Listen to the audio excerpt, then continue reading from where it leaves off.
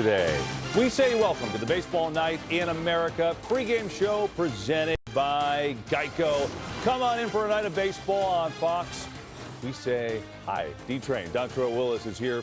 I'm Kevin Burkhardt. We have some highlights from around the game today. Why don't we catch you up and show you what's happening? And away we go, huh? What's the Braves? Well, they have the best record in the National League coming into today. And they're taking on the Nationals. And Dylan Cruz put a dent in that record. 2-0 Nats. The team goes to the 8th inning right now. Astros and Cubs. Astros go to Wrigley and win yesterday. And Christian Walker says, let's continue that trend. He had 2 of these, Dontrell. Yeah, he's an excellent lineup protector for Yordan Alvarez. Turns around a fastball. That's what they need him for on the pull side. Astros throw a shutout. Then it's the Blue Jays home for Pittsburgh. Paul Skeens gave up 5 runs his last start. Oh! Toronto got a couple of them today. George Springer here down the line against Skeens, the leadoff home run. Skeens gave up 4 runs today. Blue Jays have won 4 in a row. A little momentum for them.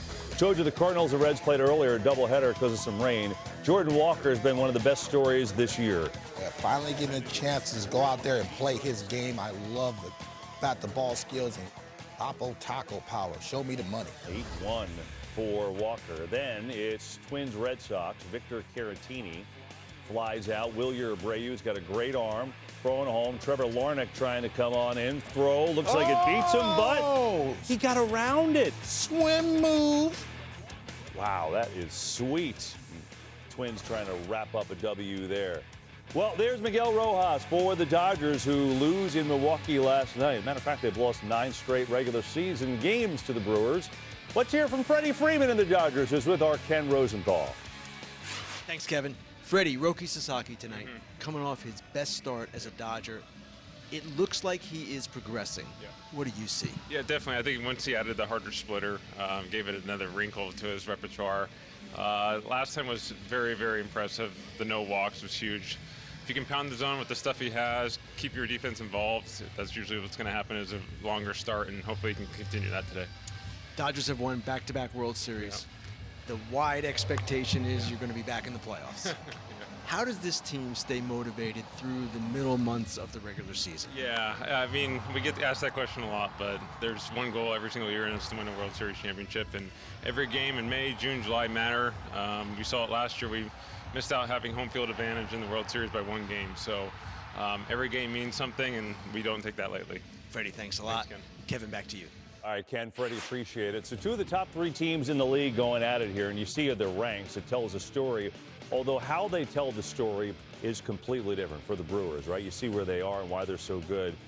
But the Brew Crew is so interesting because they're so good scoring runs, and they have the fewest home runs in the majors. They do it a different way. And in your eyes, are they the biggest threat to the Dodgers in the National League? I believe so. Them and the Braves. Now, styles make fights, and I love the Milwaukee Brewers style. Pat Murphy gives the green light to everybody. He wants them to be aggressive. He forces the opposition to play clean baseball and make play after play. They get on base. They're second all in baseball behind the Dodgers in on-base percentage and 3rd in stolen base. I love that style of baseball. Now, they have to stay healthy when they go in the postseason, especially with Christian Yelich. He is their threat. With him and Contreras has been awesome, lead their team in average and RBIs. He has to continue to stay in that lineup because he's that power threat to that left side. If he stays healthy with those young guys at the top of that rotation, Harrison and company, watch out. The Brewers playing great baseball right now. I said, obviously they've beaten the Dodgers 9 straight regular season games. Of course, LA got them when it counted. They swept them in the postseason. How about the Dodgers now? They have some injuries that they're dealing with. They've been trying to get the most out of Roki Sasaki. We finally saw it last time against the Angels. That was his best start. I thought I saw a mound presence from him and confidence to be able to compete within the strike zone, being able to trust that fastball, especially against the left-handed power threats. Also throwing that 2 split fingers. He has a short one and he has the big one that drops out of the zone. He has one that he also can land in the strike zone. Also, he has a nasty slider that he's starting to trust and throw harder in middle of the counts. But as long as he keeps that big fly out of his back pocket and trusts that talented and athletic defense that the Dodgers have, I think he'll be just fine. But he's pitching with a lot of confidence, especially last start. This should be fun. Dodgers Brew Crew in Milwaukee. Most of the country will see that one on Baseball Night in America. We got some other action, too. Jordan Walker, he and his 14 home runs with the surprising Cardinals looking to sweep a double dip today from the Reds. So we'll have that to some of the country, and then you get to see Sasaki, who Dontrell just talked about, coming off his best start. Can he build on that? Dodgers losing against the Brewers last night. We'll see how Game 2 goes. Baseball night in America. Enjoy it, everyone.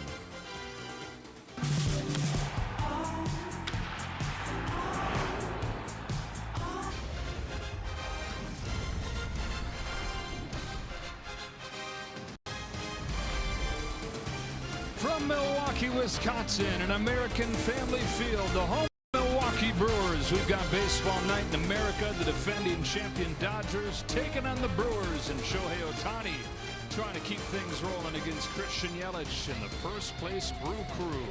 Couple first place teams facing off here in a rematch of the top team, or the rematch of the National League Championship Series last year. We welcome inside Joe Davis, Adam Wainwright, and A.J. Pierzynski. Let's start off with the Brewers. And it seems like different years, same story. Adam, we're saying, I don't know about the Brewers coming into the year. We should have learned by now. It doesn't matter what we think. They're probably going to be at the top. Well, they pitch well, but how does a team that is last in home runs in all of baseball, how do they go on winning streaks like this? How do they keep winning divisions? They don't strike out. They get on base. When they do get on base, they steal bases. They don't make mistakes in the field. And they go out there every day, and it's a different hero. But leading the charge, a guy named Bryce Terang, a superstar in the making. He is an all-around player. Great offense and defense from Bryce, and he's leading the way. Yeah, and he and the Brewers took the first game of this series 5-1 last night. Get ready for Game 2. Of course, you win back-to-back championships. The bar is set higher. You can say the same for the Dodgers star player and Shohei Ohtani. So when he looked human for a few weeks, we're all like, what's going on? But he's no longer looking human again. Well, it's because he's pitching so well that they said, man, Shohei, you're getting worn out. You're being fatigued. So what does Dave Roberts do? He gives them back-to-back days off. That seems to be a theme with these Dodgers, right? Back-to-back. And since those back-to-back days off, you see the last 7 games, he's become the real Shohei Ohtani that we've witnessed for the last few years, where he's been the MVP as basically just a hitter. 462, the extra base hits, drove in the only run last night for the Dodgers. He's back, and that is scary for this lineup. Doing it with the bat, and yeah, he's got the #1 ERA in baseball, to your point, AJ, down below 1, coming off 5 scoreless innings his last time out. It's the Dodgers and the Brewers from Milwaukee here on Baseball Night in America in a championship series rematch. The middle game of this 3-game series coming up on Fox.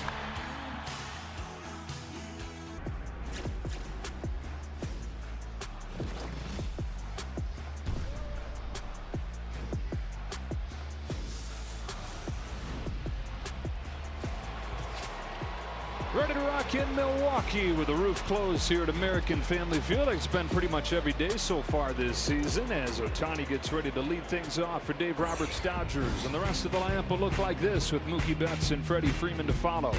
Andy Pages up into the cleanup spot today in center field with Will Smith catching. Kyle Tucker, the first-year Dodger in right field, hitting 6th. Teoscar Hernandez, Miguel Rojas, and Santiago Espinal gets the start at Muncie's place.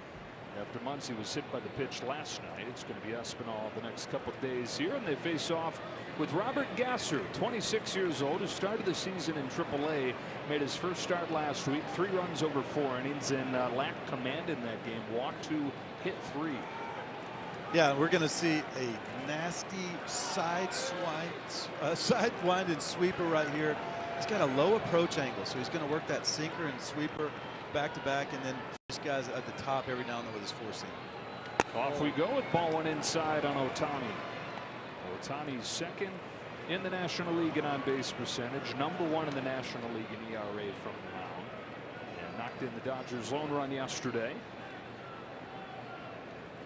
You know, AJ, this Dodger offense, you look at the numbers overall, they're right up where you would expect that they would be, but it's been pretty up and down, and for a lot of the season, it's been the bottom of the order, not the big names at the top.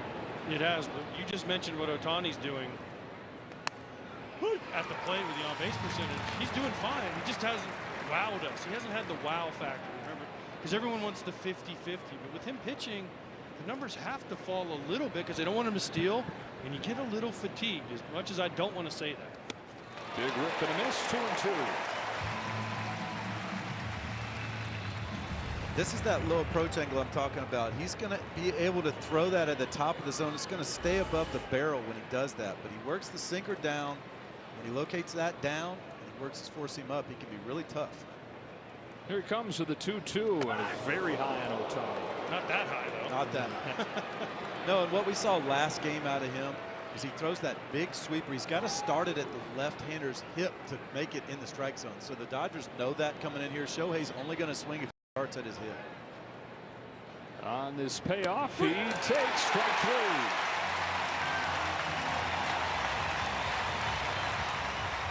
And that's the one. That's the one right there that he will occasionally pull that too much, but that one he located perfectly. Shohei, for me, went auto take right there. He's not going to throw me a strike. He just threw it at my neck. I'm auto taking. I'm going to take my walk. Gasser beat him with the slider. And so Gasser starts the game with a strikeout. Comes home to Mookie Betts with a ball. Betts has missed a lot of this season with an oblique injury. He's played just 17 games. The number's not great. Talking with Dave Roberts about it before the game, he said ignore the numbers. Feels like his swing and his head in really good spots. I asked him today, dude, send me your workout program. You guys put on 10-15 pounds of muscle, it looks like. Yeah, the first step of the workout program was to do nothing for a month while he waited for the oblique to heal, and then doubled his protein shake intake. Stepped on the scale the other day. He was 182.3, and he said he had never seen that number before.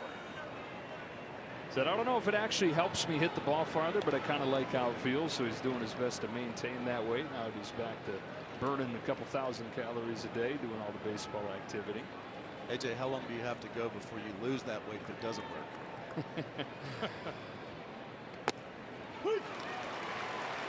As a hitter, you go pretty quickly. You try to lose it quickly. Much easier to put it on, especially at our age, Wayno, than it is to lose it at Mookie's age. And him some of those brookies we had earlier that ought to do the trick. The Dodgers come in having won 7 of their last 9, even with the loss yesterday. Brewers the hottest team in the National League, though. Winners of 4 in a row. 17 of their last 22, and in a Central that has just been a mosh pit this year. They stand alone in first. Count is full on Betts. So these are the pitches right here on the even counts. He's got to win more of those against the Dodgers today. And last game, he was working this sweeper too far inside of the righties. He hit 3 batters. Betts pokes this one down the line. It'll fade foul.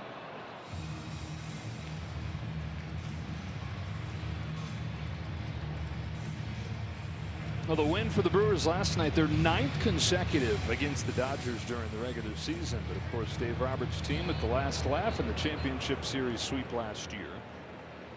2 of the most well-respected managers in baseball here. Dave Roberts for the Dodgers, Pat Murphy for the Brewers. Here's a weak little pop into right. Routine for Sal Frelick, and 2 up and 2 down for Robert Gasser.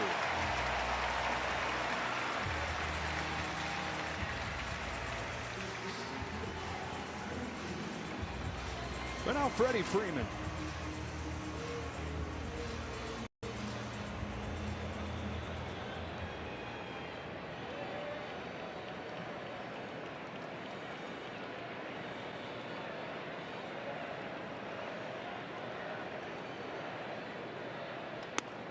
.36-year-old in his 17th year, still at the top of his game, AJ. One of the best teammates I ever played with. I was fortunate to catch Freddie with the Braves 2 years. He could always hit. He's a good guy in the clubhouse. I'm sure the Dodgers love him.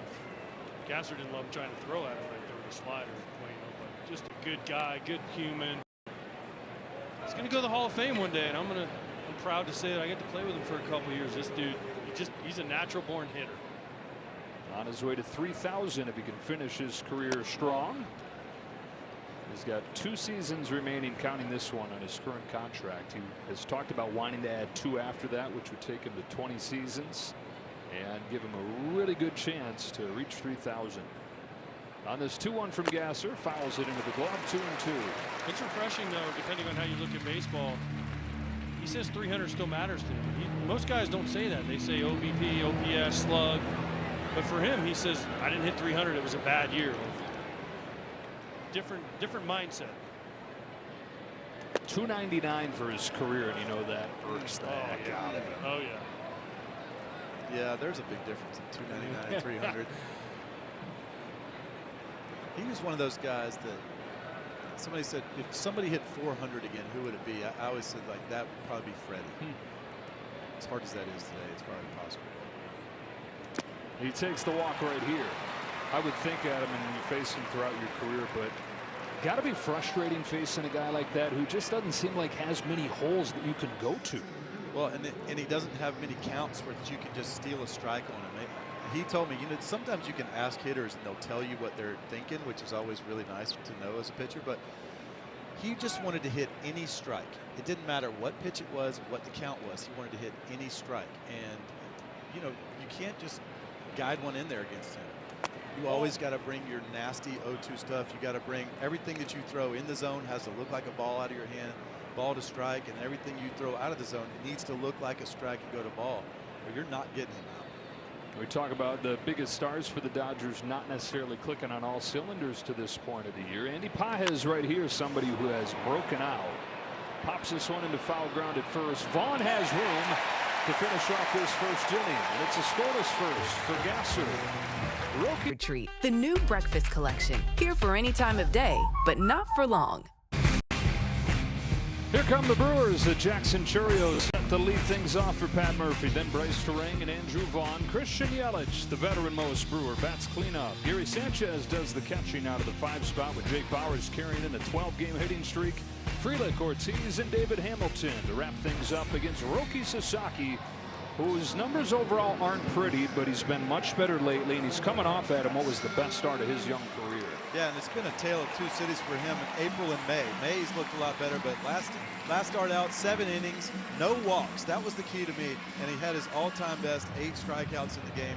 We're going to see some high-octane fastballs, an improved slider, and 2 different versions of a split and a fork.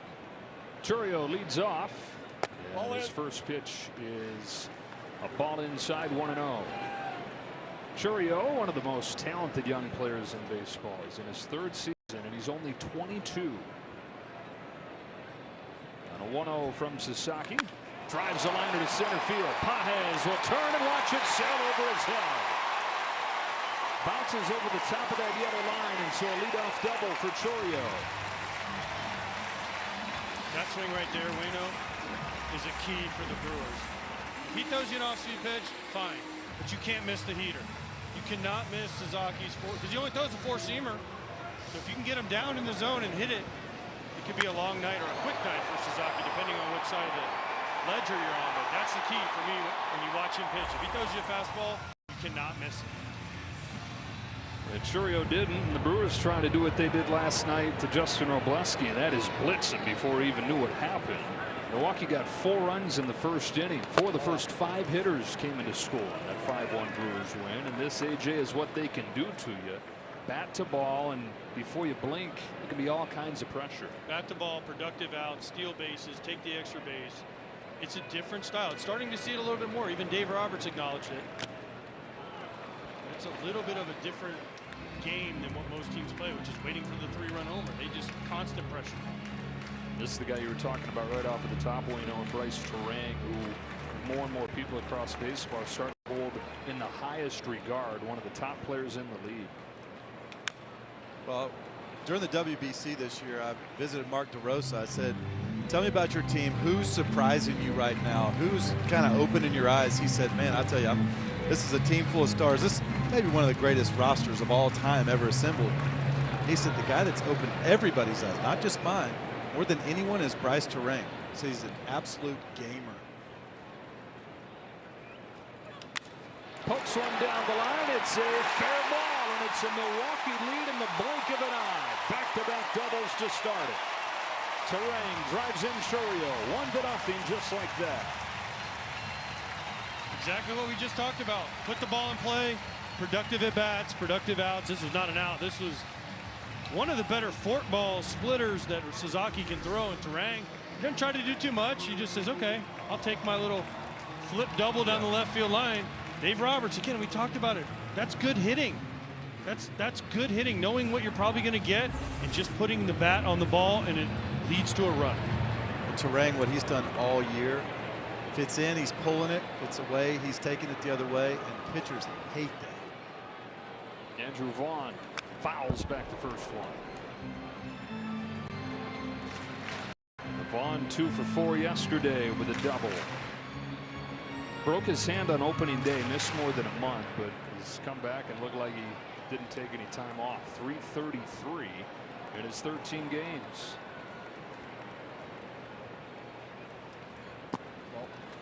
White Sox cast off pretty much. Went from 3rd overall pick to demoted to AAA midway through his 5th season with the White Sox, and Brewers took him on basically as a way to get rid of Aaron Savali, who didn't want to pitch out of the bullpen. They said, sure, we'll take Vaughn, who has tapped into what made him such a big-time prospect. Classic change of scenery case for him here. Well, the pressure was gone, too. He was 3rd overall pick for the White Sox. Probably thought he had to be a big home run hitter. He's not a huge guy. He can hit you 20 per year, but he doesn't need to go up there and do that on this Brewers team. Have a good at bat, put the bat on the ball. Although, how about the way that he arrived? Gets traded over here, comes to Milwaukee, not just for his first game with the Brewers, but his first game in the majors in 2 months, because he had been in AAA with the White Sox. Gets to the park at 11 a.m. for a 1 p.m. game, and Murphy says, you're starting. He says, excuse me, what? Yeah, you're starting. A guy named Yamamoto's pitching. Oh, okay, Skip. And he goes down, hits a 3-run home run in his first at bat. Sasaki throws a fastball past Freddie Freeman, and it's 2-0 Milwaukee.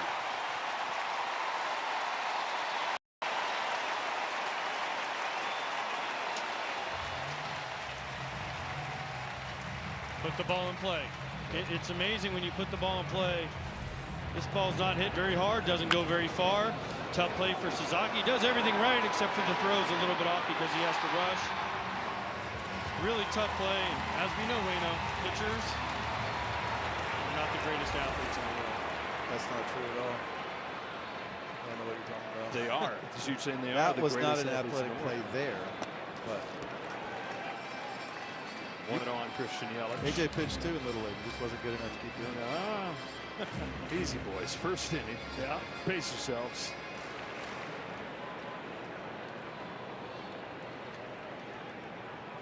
AJ, to your point about putting the pressure on, one of the things that this leads to, last year there were more errors committed against the Brewers, defenses against the Brewers, than any other team in baseball. They run hard. The ball's in play. They have a bunch of fast guys that are always going. Every player in the big leagues has a clock, especially on the infield. And when that clock gets sped up, that leads to errors. But they also know when they do their scouting report, the Brewers are they're gonna bust it down the line. They're fast. You gotta hurry. You gotta hurry.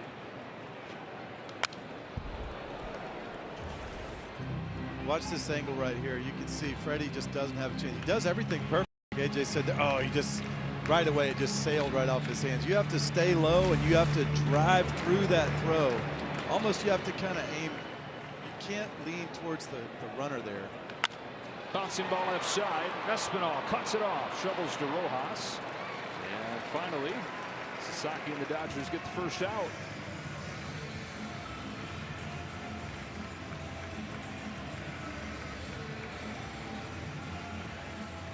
One out, and Gary Sanchez back with the Brewers.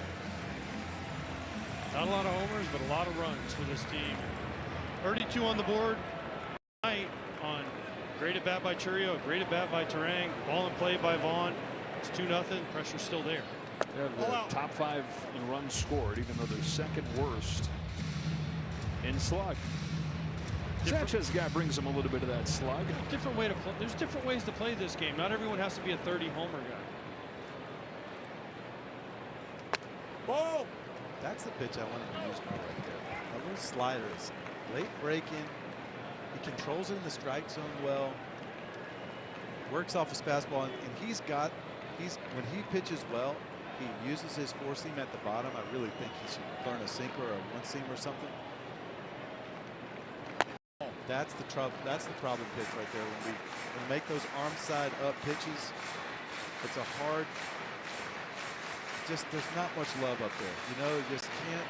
Those backup forks. He doesn't make nearly as many mistakes as the split as the slider as he does with his fork. And AJ, if I'm a hitter, That pitch is so obvious that it's that pitch, right? That looks so different than his other pitches. But that's why he went to the different one. He went to the fork, to the split. He throws the split harder with the fingers closer together compared to the fork. The fork ball is almost a knuckleball. I remember Jose Contreras, who I caught for years with the White Sox. His fingers were so split. He came out. He didn't know which way it was going. I didn't know which way it was going. It was like a knuckleball. And if you look at the RPMs, it is a knuckleball.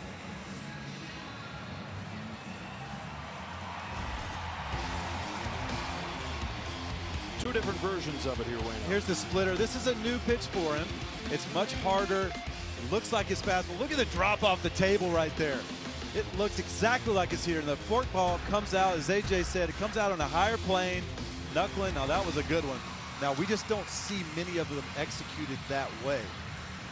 We also don't see many guys swing at it, to your point, Joe, because as soon as they see it, he doesn't throw it for a strike, so they just shut down. If he could just land that every once in a while, it opens up so many other options for him. But if I'm hitting against him, I don't want to swing at that pitch. I'm looking for a four-seam fastball up in the zone I can do damage. Jake Bauers, the latest Brewer who you haven't heard a ton of, that has exploded on a 22-game on-base streak, a 12-game hitting streak, and a .210 hitter for his career. Checks in at 289 and above 340 during this hitting streak. So runners at first and second, just one gone still. Ball. And ahead 2-0. A challenge here, though, coming from the Dodger catcher Will Smith. ABS powered by T-Mobile. Pitches the ball. And it stays the ball. 6 straight misses from Sasaki.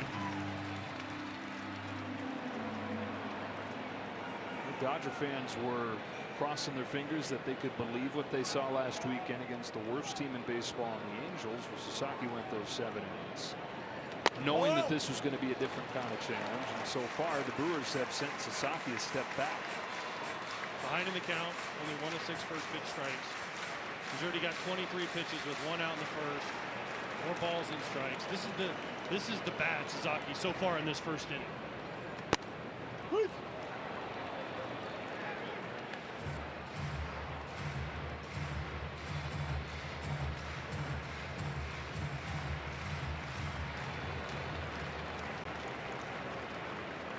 Yelich at second, Sanchez at first. Sasaki to Bauers with a 3-1 and a swing and a miss on that fastball. That's a good time to take a shot right there, isn't it? Absolutely. That's the one I want to hit. Take a rip, fastball coming into you. But now what is it really? Does he challenge him? He's probably going to throw a split. So take, as much as it's weird to say, I'm looking heater, and if he does anything else, he does it for a strike, tip my cap, walk back to the dugout.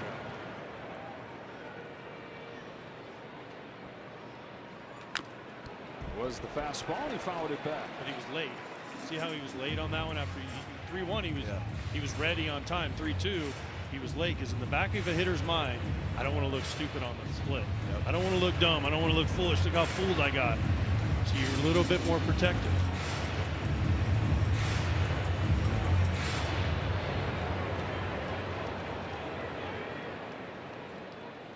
Two runs already in from Milwaukee. Another payoff. And it was a slider. Grounded foul. That's the pitch, I think, Wayno, what you just said. If he could just land that every once in a while, that changes everything too, because at least it's something off speed.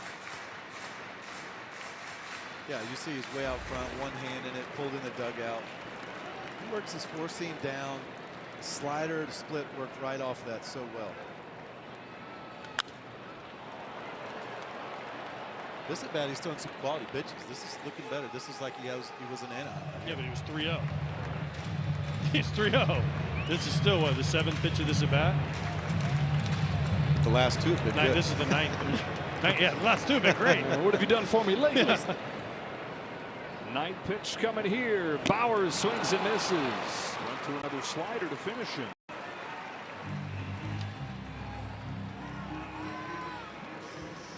I really like this pitch. See his slider comes out that same. He just worked that 4-seam away right there. Where he was late on foul. He worked it on the same lane right there, and it just dives right before it gets to the plate. That's just a good quality executed pitch right there, 3-2 especially. But you could throw that pitch right there in any count. 2 outs and Sal Frelick. And this winter, that was the pitch that the discussion centered around. What would Sasaki's third pitch be? Because he rode through the postseason as the closer for the Dodgers with a fastball and what is now known as the forkball. That was it. What was that third pitch going to be? And he's shown up with that breaking pitch, that slider. It's been pretty effective for him. Ahead of Frelick, 0-2. Sal Frelick, one of the guys that I think best embodies what the Brewers have become about offensively. Just scrappy, gritty, and don't forget, talented, really good. I think sometimes we get so carried away with the scrappy nature of them, we forget that these guys are just really good players. Yeah. He can go down and get a ball with the best of them right here. Very good low ball hitter, especially in the strike zone. Like knee high, that's the pitch he drives. I love what Pat Murphy called this guy, baseball players. We have a bunch of baseball players. Isn't that what this game's about, playing baseball? I've never heard anything more profound in my life, AJ.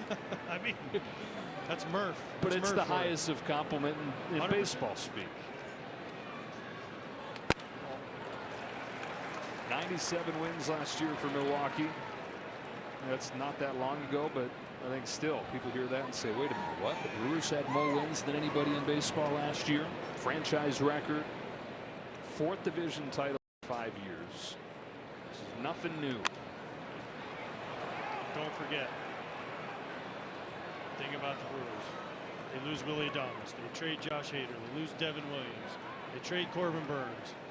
You name it. Freddie Peralta. And they just keep on trucking. It is amazing what this organization has been able to do.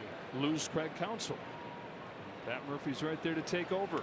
Frelick to short. Mookie Betts mistimed his jump. Yelich in to score. Throw to third. Picked by Espinal. Tags him out. It ends the inning, but the run does cross. It's a 3-run first inning, and in 2 games in this series, the Brew Crew is 7. It's better pizza, Papa John's. Tonight's telecast is sponsored by Progressive Insurance, a grand slam for your budget. And it was on this date in this park with these teams that Sean Green had his record-setting performance. Came into the series having not homered in a month. And then it clicked for him. And on this date in 2002, he hit 4 home runs, set a major league record with 19 total bases and a 6-for-6 performance. They say, how'd you do this month? I did pretty good. I hit 5 home runs that month. You know, totally just changed the whole month perspective. Robert Gasser finds himself pitching with a 3-0 lead as the Dodgers come to bat here in the second. With Will Smith to lead things off.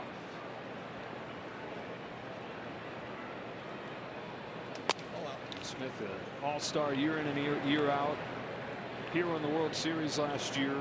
Yet to have it click in this year, though. His OPS last year was 900. Down below 670 this year. Lifts this ball in the air to left field. Jake Bowers put it away for the first out. 3rd out of that first inning. Gary Sanchez going out at 3rd. Not great base running here by Gary. You've got to make this standing up without a throw. Now listen, this is a great play by Pollys, great hustle play, and an unbelievable pick by Espinal at 3rd. But you cannot make that. You have 35 pitches already on Sasaki. You got a chance to have another back, get him to 40, possibly get him out of the game. I know he was hustling. I know he was trying to get the extra base, but you cannot. Cardinal rule, don't make the 3rd out of 3rd. Kyle Tucker taken upstairs. Tucker in his first season with the Dodgers had some decent stretches, but historic contract expectations come with that. He's still trying to fully tap into. Takes strike 1 and 1. First inning, Gasser put that cutter to work. 6 for 8 strikes. The rest of them was just, he was like 5 for 14, but this inning he's already gone back to that cutter 3 times. You can tell he knows those Dodger hitters are going to be aggressive in the zone, so he wants to throw something that looks like a fastball but gets to the end of the barrel.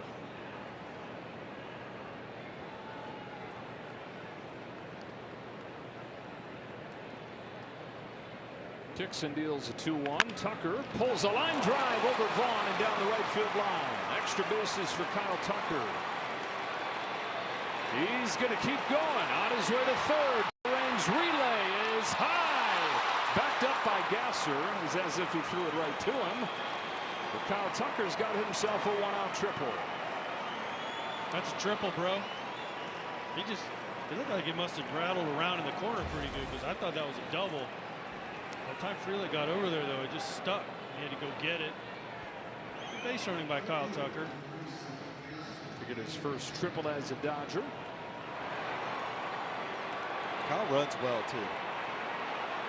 He didn't want to go, though. As a former hitter, you're like, I got to go to third here.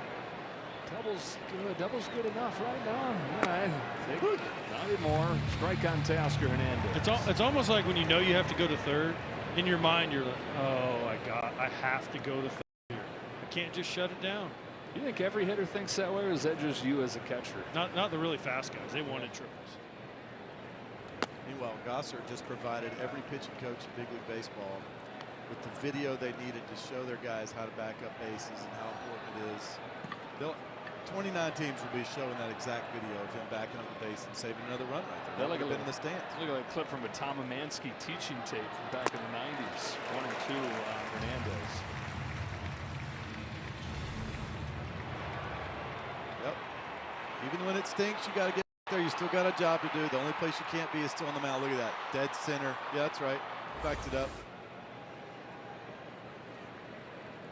Little things. Did he go? He did. And a big strikeout for Gasser with a man at third and 1 away. So 2 gone, and we go down to the field. Here's Ken Rosenthal. Thanks, Joe. Robert Gasser was part of the Josh Hader trade a few years back. He was, at the time, with the Class A Fort Wayne Tin Caps, playing golf that day with his manager, Brian Esposito, an athletic trainer, and one of his teammates. The first thing they heard was that the Padres had acquired Josh Hader. Then Gasser got a call from a friend saying, hey, congratulations, you're in the deal. But he still didn't know that officially. And then finally, Esposito, the manager, got a call. He turned to Gasser and said, it's you. They were on about the 16th hole, and Gasser said he was a wreck the rest of the way, shot about 100. Good strike 1 on Miguel Rojas. Yeah, now fly ball to center field. It carries decently well, but Churio's got it spotted, and Gasser pitches around the triple. Made, always available every single day. Hiroki Sasaki, who's coming off 7 full innings, giving up just 1 run against the Angels in his last start, gives up 3 in the first inning. And on to the bottom of the second we go. Joey Ortiz leads off. Sasaki's first pitch to the Brewers shortstop is down and away. Ball 1. Sasaki unhappy with his landing right there. As Ortiz leads off, really good defensive shortstop. Hitting just 194 though.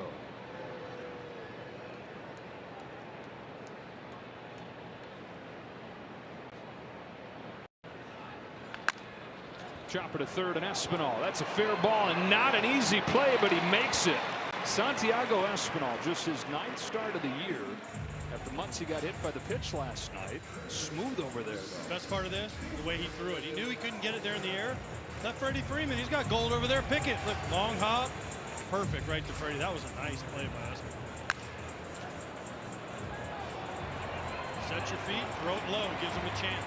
You miss high, no chance. 1 out, second inning. Now the 9-hitter David Hamilton drives the first pitch he sees in the air to left field. Sends Hernandez back onto the edge of the track to put it away. A couple quick outs here for Sasaki as he tries to get back on track after that long first inning. And if he needs company in that misery, he can talk to last night's starting pitcher and Justin Wroblewski, who had to throw 38 pitches. He could also find a blueprint there for how to proceed because Wroblewski was still able to get through 5 after that. Yeah, those first 2 outs are huge for him right here. He needs to stay locked in and make a good executed pitch here. He can get right back on track with his pitch count. Top of the order, and Churio started things with a double. He attacks the first one, fouls it off. Not much different than the fastball he drove to center earlier. He was thinking there's no way he's looking for that again. Jackson Churio, a very good fastball hitter, especially when it's out away from him. He loves to get extended. Fly ball center field. Pages racing back onto the track, off the top of the wall. He just missed a home run and settles for his second double in as many innings.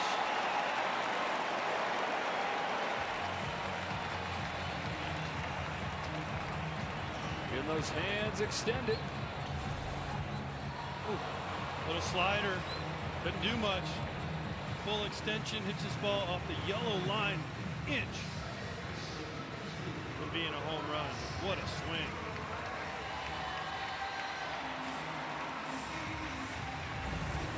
When he stays in the zone, he is as good as it gets. That's just what the Brewers are trying to get him to do more consistently. His terrain comes up here with 2 out. But it's like, how do you thread that needle of getting him to be more disciplined without taking from him what makes him him? That's why the greats can do it. There's guys that are super aggressive and there's guys that are overly patient. The greats can do both. That's what made Barry Bonds so good. That's what made Miguel Cabrera so good. Albert Pujols. All these guys that have these great careers with power and the batting average, they can do both. If you had to pick, though, would you rather a Pete Crow Armstrong, a Jackson Churio, would you rather those guys stay aggressive? Yes. I think so too, right? I mean, you're trying to reel it in a little bit, but you want them to be aggressive. You have to have them be themselves. And by the way, that ball hit the yellow line. I found out something last night. My son was playing in the game. The ball hit the yellow line in this college tournament. They called it a home run. They said the home run was on the yellow line. Didn't have to go over the fence. Oh, I don't know, Joe. Don't look at me like that. They made it up. And there was no barrier behind it. It hit the yellow line, bounced back in, home run. I don't think that's the right call. Well, they reviewed it for about 17 minutes. Maybe that's a house rule. I don't know. Maybe it's a college rule. Maybe. Full count on terrain. Doubled his first time. So the top 2 in the order here, 3 for 3. It was at the Phillies spring training complex, so you think it would be big league rules. I don't know what to tell you, man, other than that's wrong. Yeah.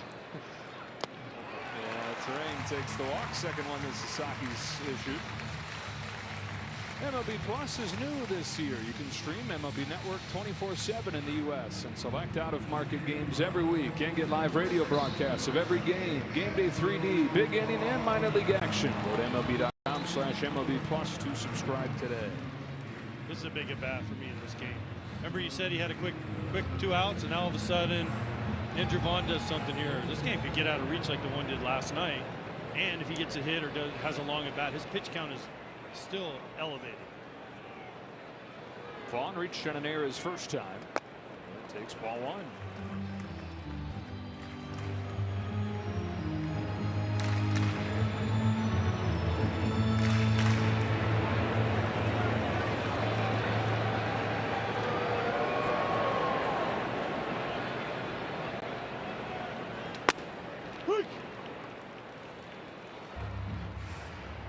It's interesting. I'm a little surprised they're not attacking Vaughn with more sliders. He's got a real weakness for breaking balls.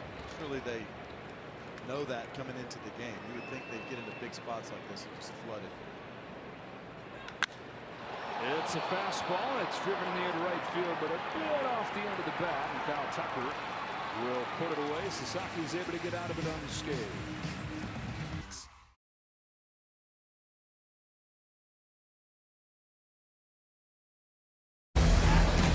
Sleeper pick sponsored by Mattress Firm. And AJ, I'll let you take this one. What do you want me to say? By the way, they're a playoff team right now, the White Sox. They did lose today, but they're playing good. Listen, here's the thing. Do I think the White Sox are going to win the World Series? No. But at least they're fun to watch, Joe.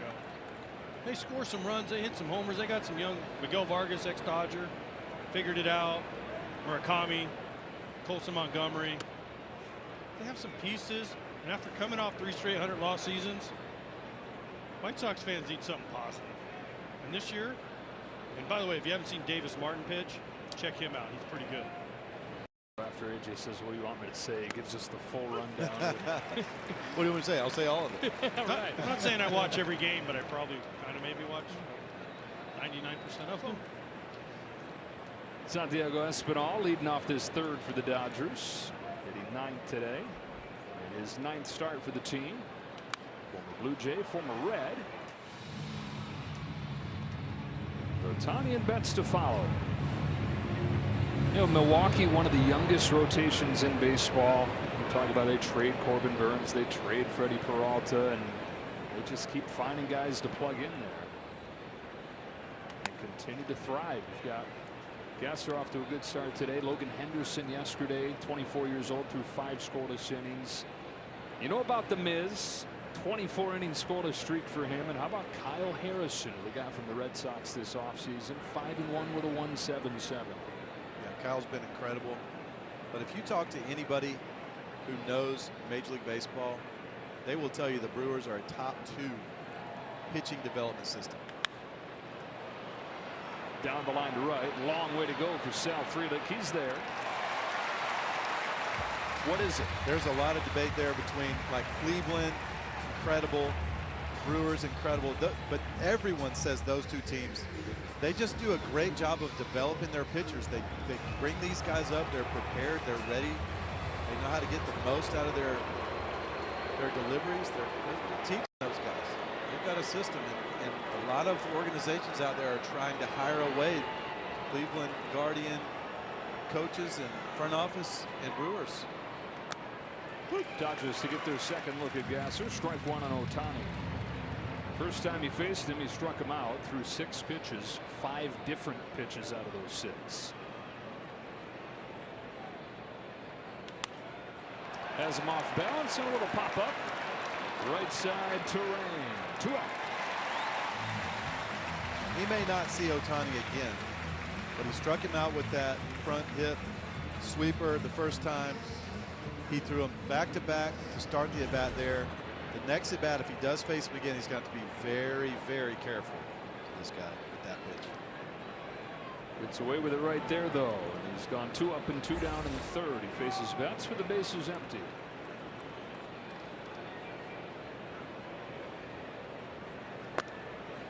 Strike on Betts. Dodger offense overall really good. One thing they've not done well, though, is as a team hit left-handed pitching. They've got a whole roster full of guys that have throughout their career. Down 3-0. 2 gone in the third against the Southpaw today.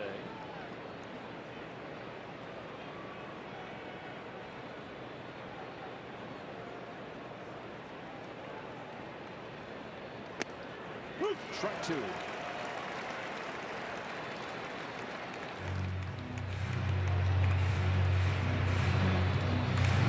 Wish I could have met with him yesterday or a couple days ago to see his changeup grip.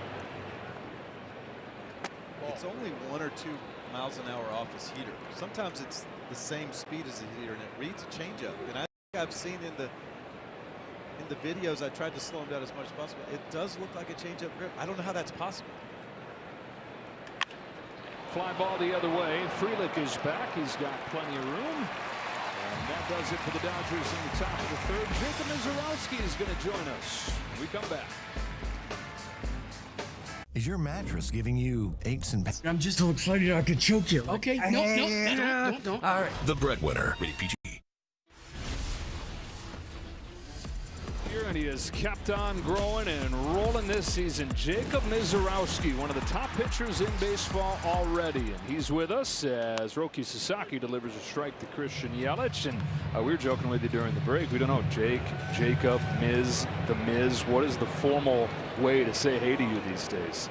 Yeah, if you could just go with the Miz. The Miz. Or Miz, whatever, yeah, one of those 2. How much fun are you guys having down there? Brewers on this 4-game winning streak, 17 of your last 22. Yeah, a lot. I mean, this clubhouse is bumping every night, so it's always fun whenever lights get turned down and turn on crazy music. It's fun. Miz, do you guys have T-shirts that say the Miz? The Schwager. I don't know what he looks like, so I'm just going to call him by his wrong name. But does he make T-shirts for you guys? Do you have one that says the Miz? Last year we had 2 giveaways of the Miz shirts, so yeah, they're out there. We don't have any, no. Need one. The Miz. I need one. I don't know how you call someone The Miz. Hey, The Miz, you want to go to dinner? Like, how does that work? So I do have a question, Jacob. I'll be the one that calls you Jacob. We just showed a graphic that said only his mom calls him Jacob, and now you call him that. Yeah, Now it's just down on strikes. I'll feel special that way. So last season, you burst onto the scene, made the All-Star team. Nobody had ever seen stuff that you were doing, but it seemed like you kind of slowed down the stretch. Tell me about your second year in the league. It looks like you've come into your own. How is it different this year, and what are you doing differently? How's the routine different? All that. Yeah, I mean, I think the routine's basically the same. I think the only thing that's like changed is like the understanding of big league hitters.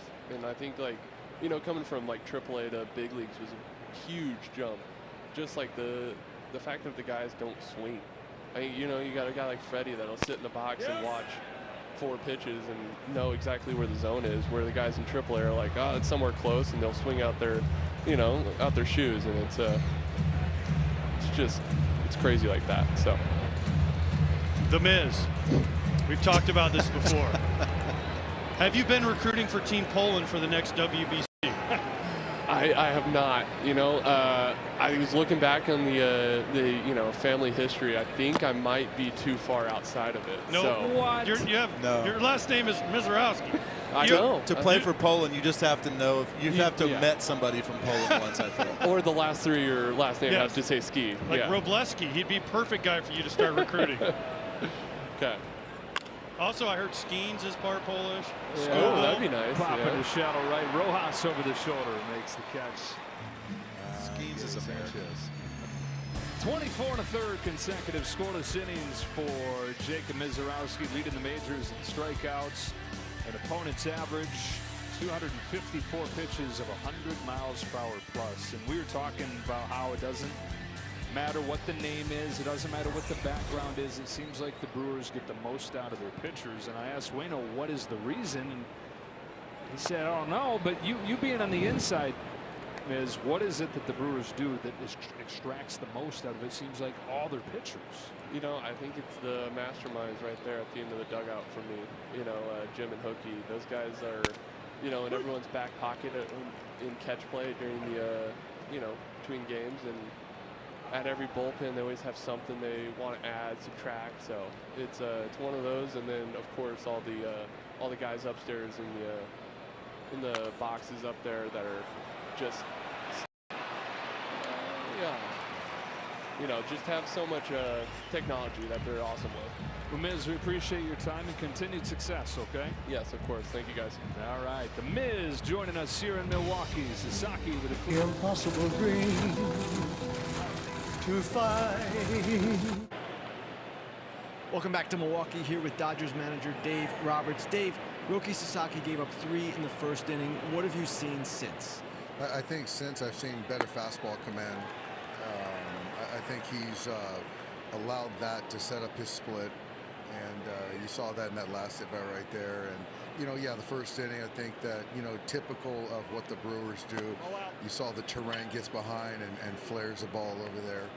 But I think right now, Roki, you know, he built his pitch count up, but I think right now he's in a good rhythm. Obviously, you swept that team, Milwaukee, in the NLCS last year, but in the regular season, you've had trouble against them. What makes them such a difficult opponent? I think the thing that makes them difficult is 1 through 9. They put forth good at bats. They run counts. They don't strike out much. You know, they can steal base. They can hit behind the runner. And then pitching wise, they do a good job preventing runs. They draft good pitching. They develop good pitching. The bullpens are always strong, so they can shorten the game, and they can defend. So I think that, yeah, in the regular season they had our number, and I think in the postseason we fortunately got ahead. And you get these guys playing from behind, then you have a better chance. Dave, thanks a lot. All right, Joe, back to you. All right, County Andy Pajes swings and misses after the leadoff double from Freddie Freeman. And to Dave Roberts' point about the Brewers getting ahead, they're trying to extend the winning streak to 5 games, and over the last 5 games, outscoring their opponents 16-0 in the first 3 innings of the game. And then that whole style that they play, AJ, it just snowballs on you, and they can knock you back on your heels. Well, they play great defense. They usually throw strikes. Their bullpen is one of the best. So once they get ahead of you, the other team is trying to figure out how I can get back into it. Well, they don't walk a lot of guys.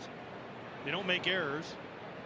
It's hard to get back into these games as a big league team when you're fixing guys out of the bullpen that throw 100. Every guy comes in is 100, 100, 100. You're down 3, 4 runs. It's just too hard. That's why the Brewers have been great in the regular season. Why is it so different in the postseason? Well, I have an opinion on this. Love to hear well, it. Also, the Dodgers are really tough in postseason. For that, let's just say that they have a star-studded lineup that's comfortable in the biggest moments. They play Dodger Stadium where lots of players go and they're not comfortable. So that's not an easy matchup for anyone, but especially their younger team.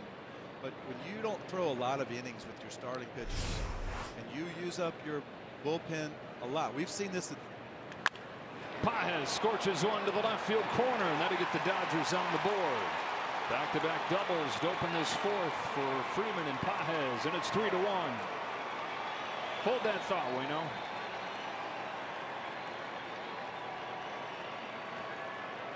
Looking at both doubles. First Freeman. This how you hit 299 as a big leaguer right here.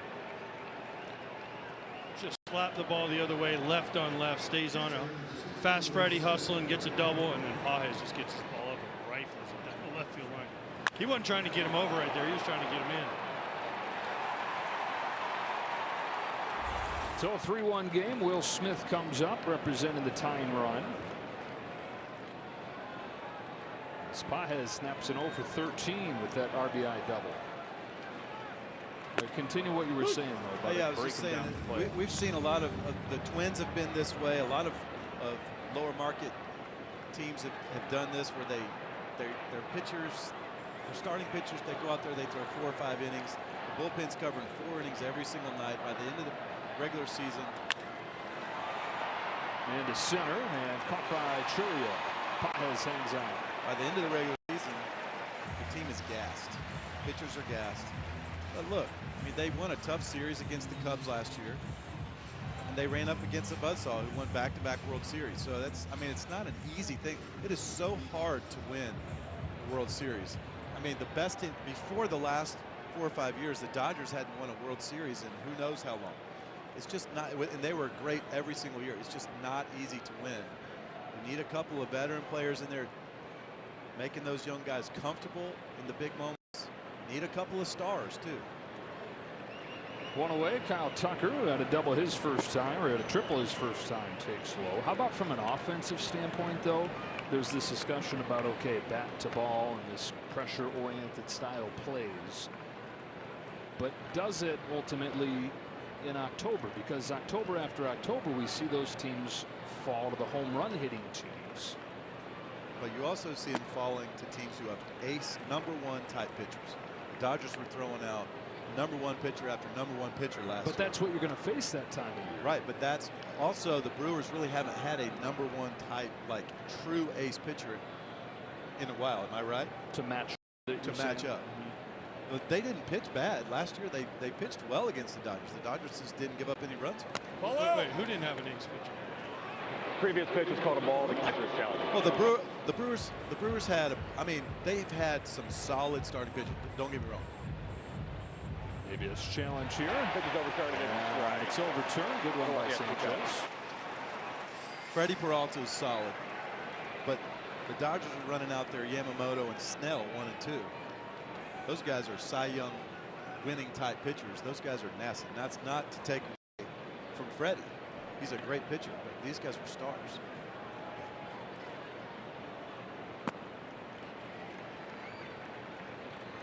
After sweeping the Dodgers during the regular season, got swept in the championship series, scored just 1 run in each of the 4 games, and you ask why, and then you look at the guys that they were going up against. Glasnow, you're a 4 guy. That's just tough. That's tough stuff, man.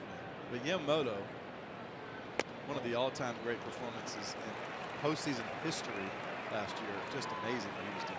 Tucker draws the walk. He's been on both times, and the Dodgers have the tying run aboard against Gasser. 4th. I have a different theory. We get a meeting at the mound. I have a different theory. Good. My theory is when you play the Brewers in the regular season, you don't prepare for them as you do in the postseason. When you go to postseason, everything is looked at locked into. They bunt, they hit and run, they steal bases.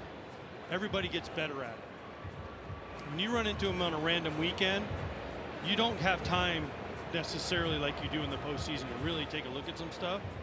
And I think in the postseason what happens is teams lock in a little bit more, and they're also, like Waino said, only facing most guys' best pitchers and their most reliable relievers most of the time with the off days.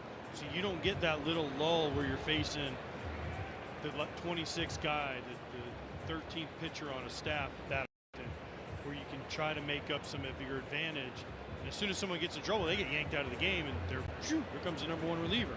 And I think that it's preparation, and it's also guys. You guys know we've done the postseason. You guys have done the postseason. Every pitch is focus. In the regular season, not that the guys aren't focused, but it's not as 9-0 sharp. against the Dodgers the last regular season. Different type of game.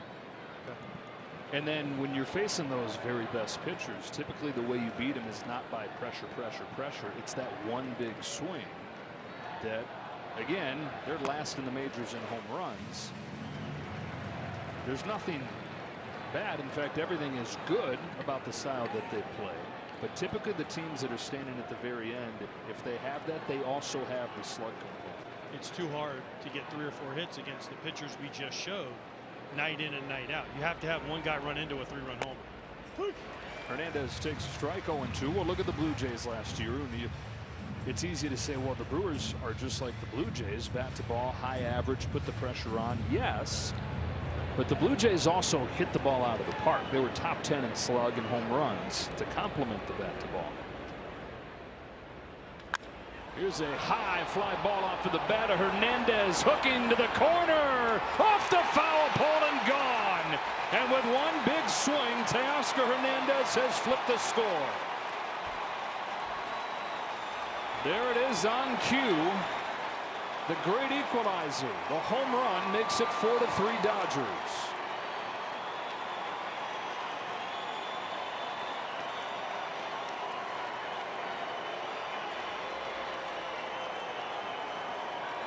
There you go. Flip a game. Just like that. A walk, a couple hits, a walk, and then one swing gives them the lead.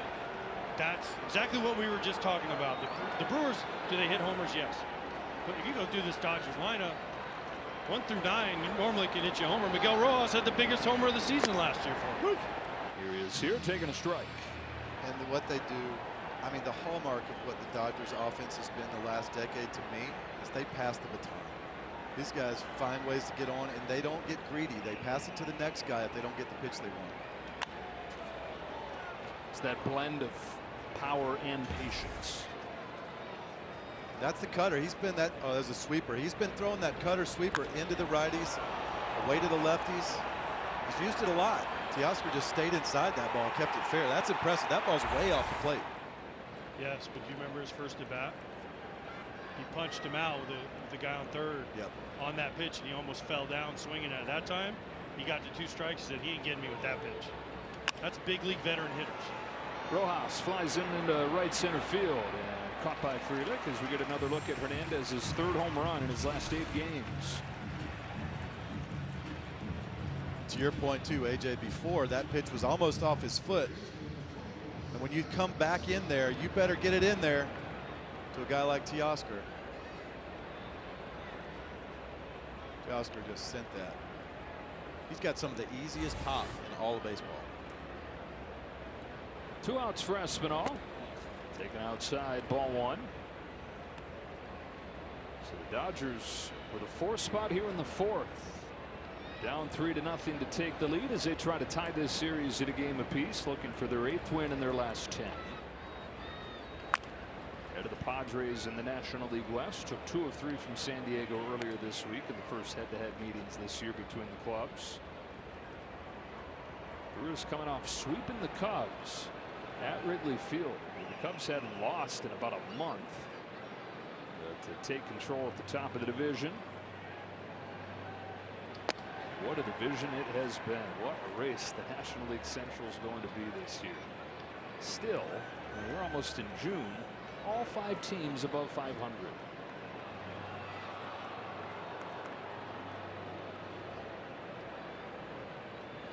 looking like a proud papa with pride at your old home right there, Bueno? I'm very proud of those guys. I think they've exceeded everyone's expectations of what the season was going to look like. A couple of their young stars have really come with their own. Jordan Walker, biggest story, one of the biggest stories in baseball, I think. Walk for Espinal. I mean, we let AJ talk about the White Sox. You take your turn on the Cardinals. Yeah, that's just what the Brewers fans want to hear me talk about. Right. But you know, it really is impressive what they've done. They just had a complete start over there.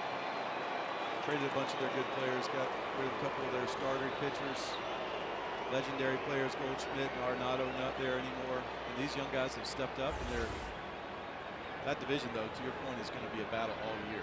Ohtani taking a strike, so Gasser does get a chance to face Ohtani for a third time. You said be careful about missing the way you did last time. Be careful with the sweeper here. He's been kind of weak away to stay out there. Ball up. If you show him that sweeper again, AJ, it's got to start like kind of middle in and work off the plate away, I think. Yes. If he throws him a sweeper for a strike, it could get him. Hope you brought your gloves. Right field seats.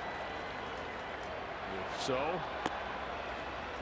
And see, watching his at bat, he's looking for it. He's taking heaters with not even a flinch.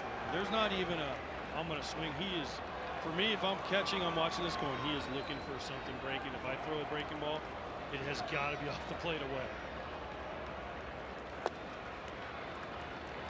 See, there's not even a flinch in that ball. I mean, I know it's a ball out of the hand. But if he threw that right down the middle, he's not going to get it. Even right here, he throws the sweeper, he's going to be all over. Yes, he's just standing there waiting for one. Nobody warming in the Brewers bullpen. This is Gasser's inning. Ohtani, the 8th man to hit in the frame. On 3-1, he swings and misses at a cutter. I love that pitch selection right there. He's thrown a couple fastballs away, throwing the same lane, start that little cutter. Was this a fastball away? No, it's not. I mean, look, if you're Gasser here, you might throw the exact same pitch right here. He did throw the cutter and struck him out for the second time tonight. But the Dodgers on a Hernandez home run have taken the lead 4-3. You can eat. That's unlimited value for $15.99. Applebee's all you can eat for $15.99.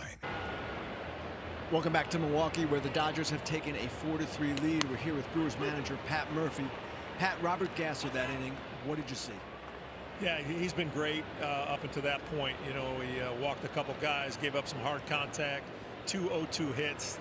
You know, that can't happen. But he's a young pitcher. He's making his second appearance in the big leagues this year. And I'm proud of him that he hung in there and gave us that. And hopefully he can give us a couple more outs, and we'll get back in this thing. Pat, there's been a lot of talk about how the Brewers are last in the majors in homers and yet right up there in runs. How do you do it offensively? Yeah, we got a great bunch of guys, man. They battle. They know about offense. They know about getting to first. They know about battling up there. They try to discern strikes and balls as good as anybody and put it in play. Pat, thanks a lot. Thank you. Joe, back to you. All right, Kenny. Bottom of the lineup here for the Brewers. Frelick, Ortiz, and Hamilton. Sasaki ahead 0-2 and ahead in the game for the first time.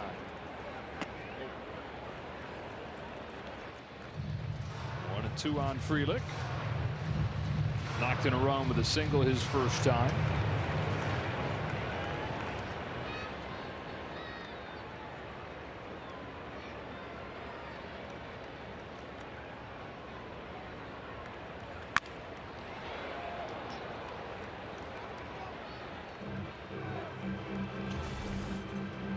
Taking a look at finger Robert Gasser here.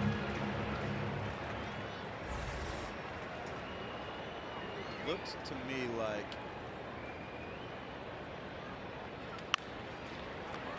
chop it to Rojas for the first time. What can happen really easily is when you're throwing those sweepers and cutters, your fingernail pokes right into the side of your, and it can give you a little cut right there. And so they have to go in there. They have to put some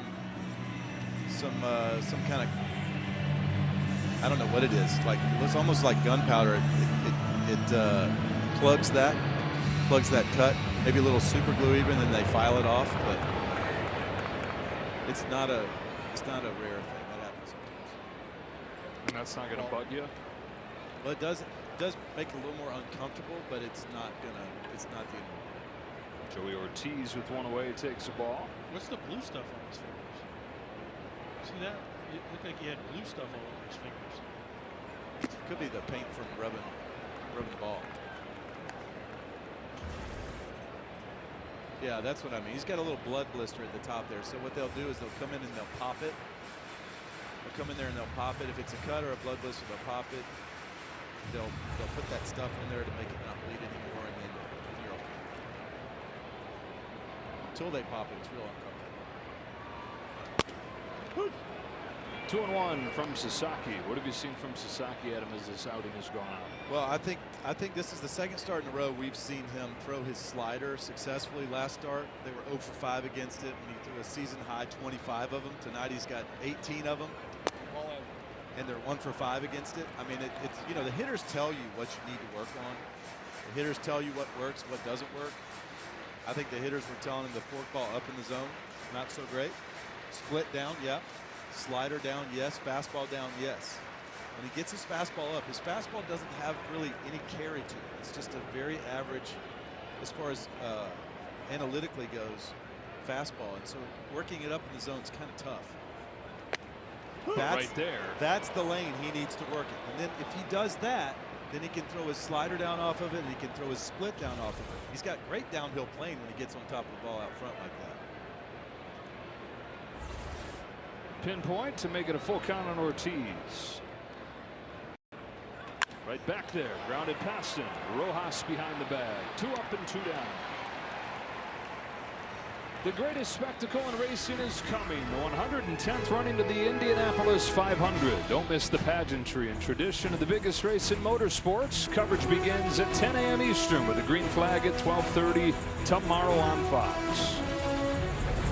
Bueno, how much do you think that Dalton Rushing, who usually catches Sasaki, Will Smith is catching tonight, talked about him throwing the slider more often last start, which was his best start basically of his career, and then carrying that over into tonight?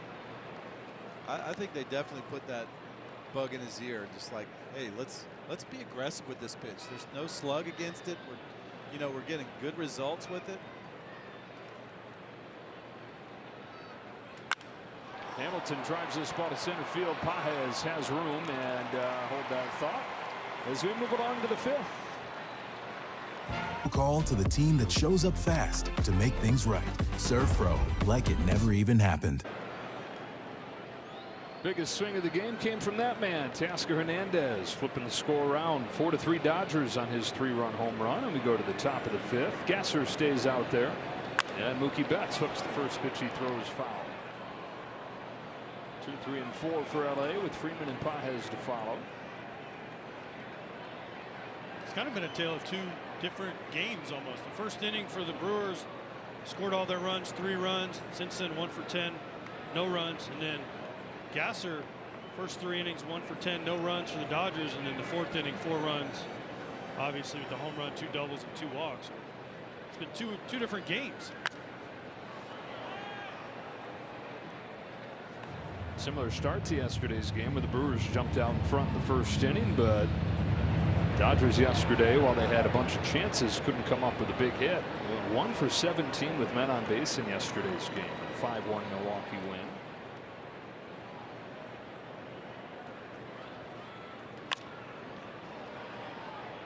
Four-run 4th inning today. RBI double from Pages tied it. Home run from Teoscar Hernandez. We got the double from Pages, put him on the board, and the home run from Hernandez gave him the lead. 0-2 on bats. Gasser deals. Ball. I love that pitch right there from Gasser. It just resets the trap. Now you can bounce something again. You can come back in with that sweeper, or you can throw that sinker down and away. You freeze them down and in right there. I mean, that up and in fastball right there just reset the whole trap on the whole at bat. You worked a couple of good cutters and sweepers inside, pulled him foul. Then you kind of stood him up. You got him off of that. He was comfortable in there. Now he's not anymore. And then you locked him up with the fastball down in. Just great pitch selection right there. One gone in the fifth. Freddie Freeman walked in the first inning, doubled in the fourth, on base 4 times in the 2 games in this series. After he finished off the San Diego series earlier this week, 2 home runs, then 2 doubles. So the Dodger first baseman catching fire. Ball. Little high, ball 2.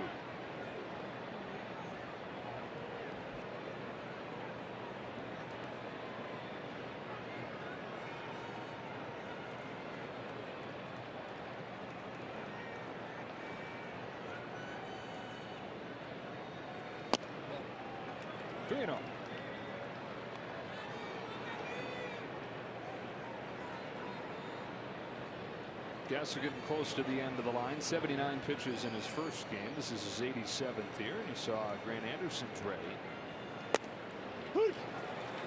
They'd love him to get through this inning if they can. If he can get Freddie here, get through Pages, walk off the field, 5 innings. It didn't sound like a big deal, 4 1/3 versus 5, but it is a big deal to Gasser and the Brewers. Back in the count, 3-2. A lot of positives too. Absolutely. Yeah. I mean, other than the home run to Teoscar, there was a lot of positives. More strikes, first pitch strikes.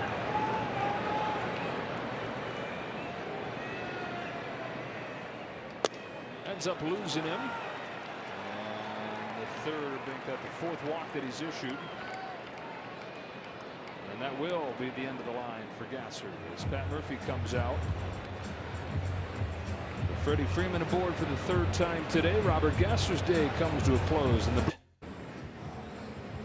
Well, this Memorial Day and throughout America's 250th year, baseball honors those who made the ultimate sacrifice for our country. You can learn how you can support grieving military families at MLBtogether.com. Grant Anderson, the new pitcher for the Brewers, facing Andy Pages in a 4-3 game in the 5th. Anderson, who started his career with the Texas Rangers, didn't have much success there. Had an ERA north of 6 in his 2 seasons. Has come to the Brewers and found a home these last couple years. Pages got the Dodgers on the board with a double his last time. Got Freeman at first, 1 away. Ball and strike.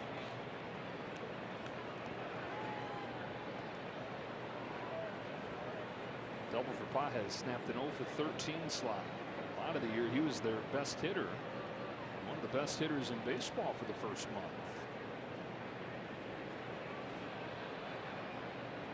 Combine that with his center field defense, which has been elite.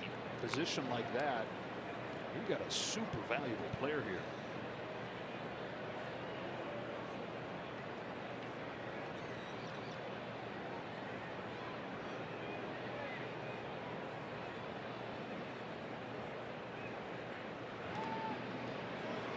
You could have made the argument he should have made the All-Star team last year. Make the argument again he should make it this year. There's one argument, Joe, you can make. He won the World Series. He made the biggest catch in the World Series last year that helped them win the World Series. Because Kike, we love you. He ain't getting up. Well, and I think because of how bad the World Series was prior to that point, remember he had been benched. You forget about the fact that he was an all-star candidate in the first half. Only Ohtani hit more home runs than Pages did for the Dodgers during the regular season. He had 27 of them. So this isn't completely out of left field here, but it is quite a response after he was as bad as he was all of October.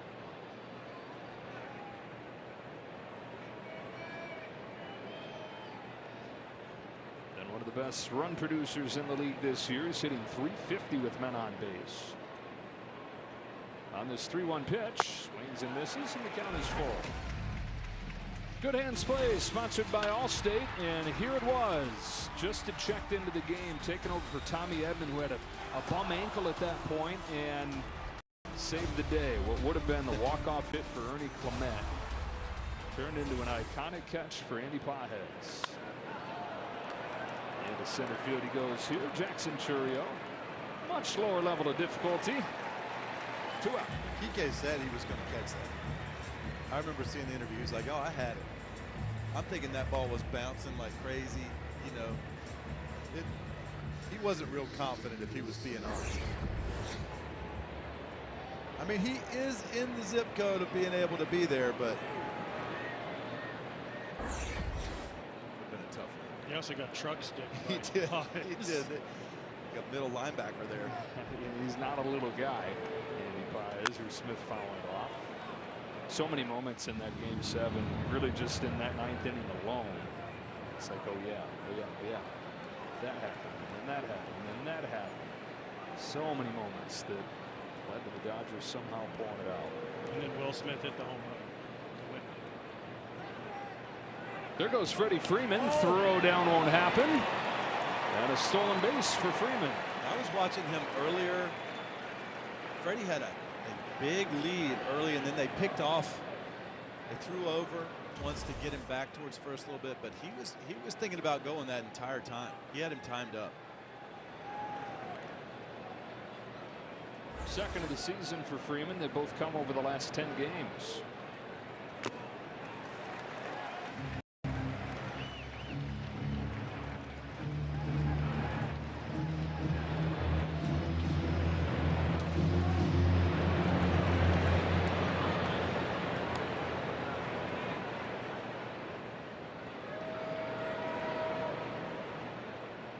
Walking a stolen base at Freeman at second. 1-2 on Will Smith. Here comes Anderson.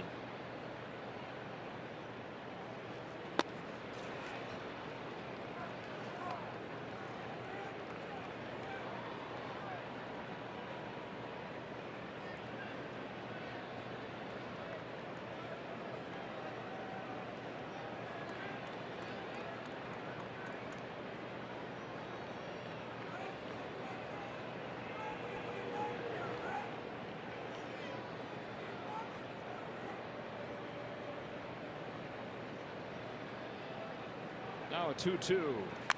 Fouls it off and stays alive. Smith's been given a little more time off the last few days.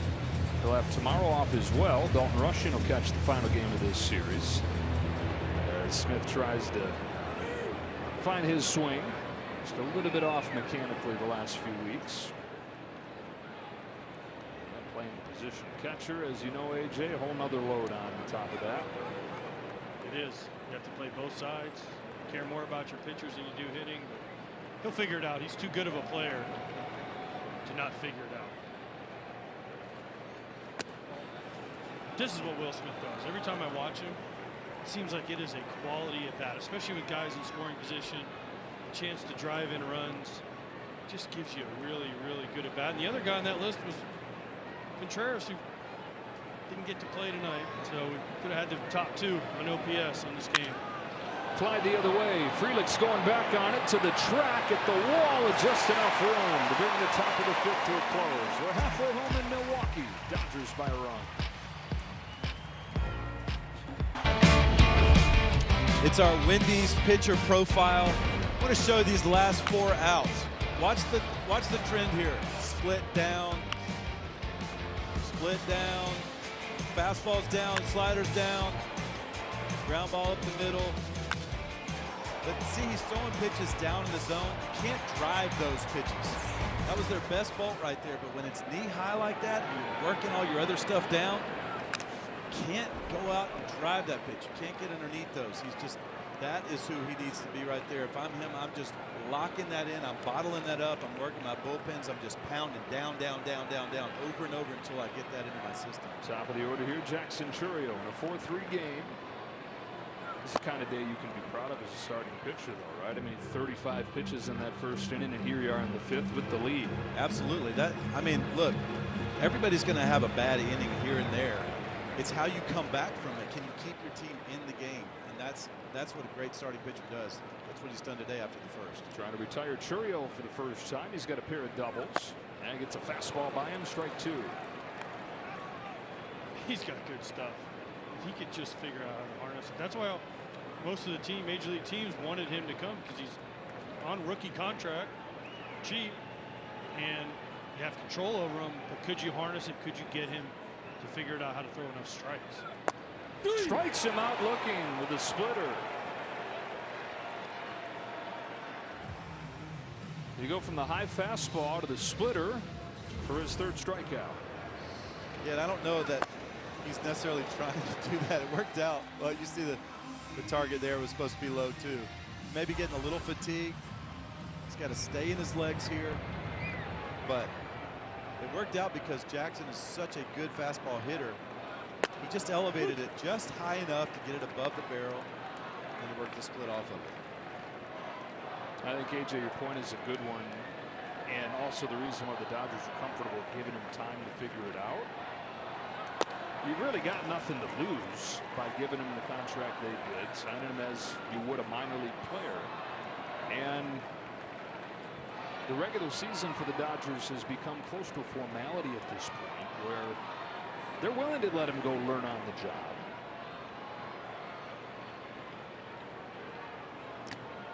Agreed. This is.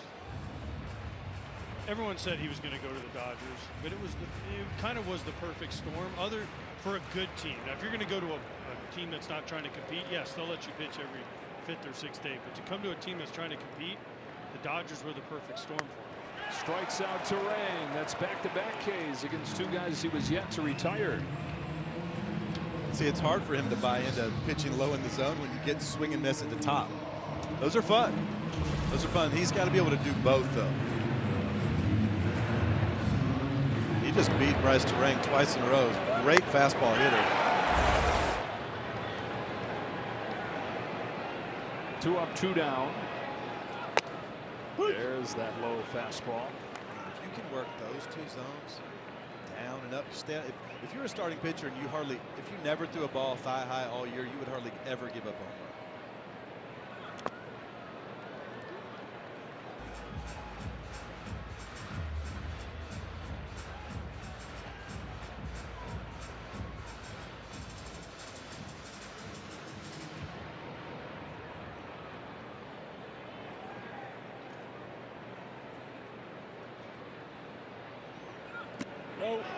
Check swing, no swing, and ball 2 on Vaughn. By the way, that's a splitter at 90, 91.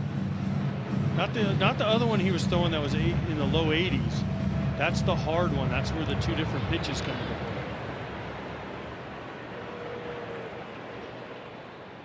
Let's go with a 2-1 pitch. Fastball poked on the ground to second. Rojas gobbles it up, and that is 10 in a row retired by Roki Sasaki. Thing ever. Well, it's been just 1 big inning apiece. Dodger inning a little bit bigger, though. 4-run 4th inning. The Brewers a 3-run 1st inning. And here we go to the 6th, where Kyle Tucker will lead off. If they going for the Dodger right fielder, tripled his first time, walked and scored in the 4-run 4th. That takes ball 1 from Anderson.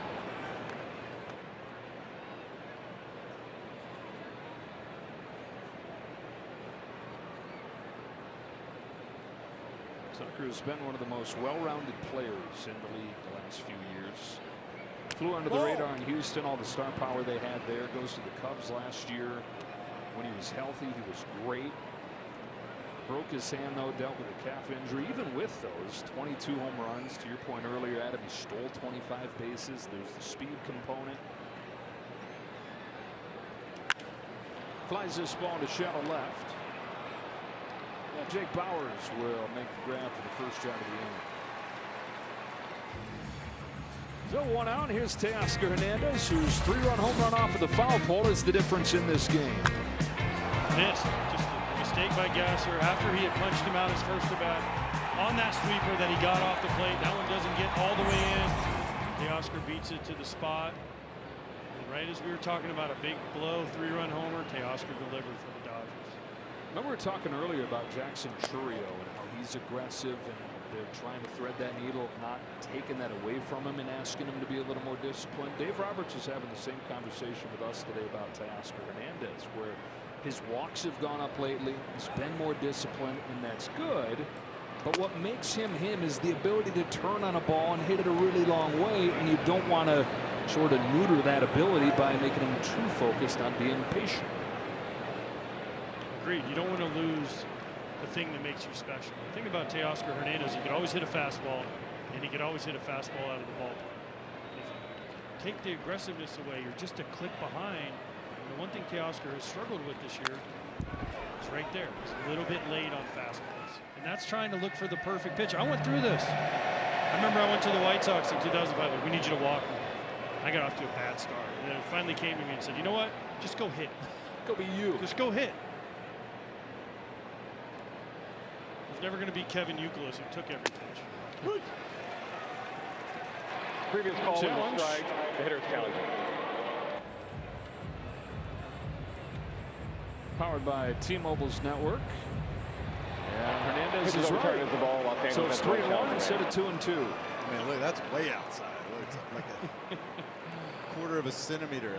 Oh man, it's never been tougher to be an umpire. I was going to say the umpire's got to be just like, oh, he's off by a hair, and so I'm quote unquote wrong. And now a walk.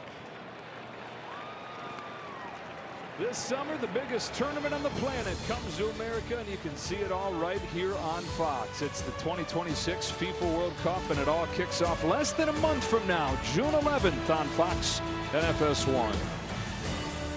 So I actually talked to the umpires before the game. I ran into them in the tunnel down there, and Marvin Hudson, who I know, Trip Gibson, the home plate umpire, who I stood in front of for a lot of games. And ABS came up. Ball in. And I said to him, what do you guys think? He said, it could be a centimeter off and look awful, or a centimeter right and look great. It's such a small difference. What I love though is Teoscar looked at Gary Sanchez. Said, I think that was outside. He said, yeah. I think Gary Sanchez said, yeah, you're probably right on that one. But again, a third of an inch. 1-1 on Rojas. 0 for 2 in this one.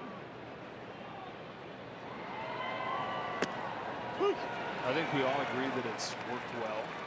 Fans have enjoyed it. I don't know if what has come out of it in terms of the increased walk rate and the drop in swing rate is good. And I also don't know what the answer is to try and steer that back a little bit. Because nobody wants more walks and less swings. I don't know if you're getting rid of that. I mean, that's here to stay. Yeah. But how do you tweak it? I'm not saying get rid of ABS as DL Hall works. I'm saying how do you tweak it without throwing it haywire in the other direction to not have so many walks? This is the highest walk rate on record. Grounded to short, 6-4-3. Double play to end the top of the 6th. And a discussion for another inning. 4-3 ball game for the last. Do what's right. USAA, taking care of our own. Welcome back to Milwaukee. We have the AT&T high-speed replay, and it is the sausage race, which I got to do. Wainwright, you have not done this. Joe Davis, you have not done this. I got smoked, but I was one heck of a Polish sausage, and I did not lose to chorizo. Thanks to AT&T. I didn't have you winning that race. Thanks to AT&T for me not winning that race, because I stopped and made a phone call at home plate, and that's why I lost. Alex Vesia comes in, faces Christian Yelich in a 4-3 game here in the bottom of the 6th. Vesia has been one of the top relievers in the league. And how about this Dodger bullpen? 32 consecutive scoreless innings. That's one shy of the franchise modern record. Got to go back to 1998. At 33 consecutive scoreless innings. And they've done it, Waino, without Edwin Diaz, several other guys on the injured list as well.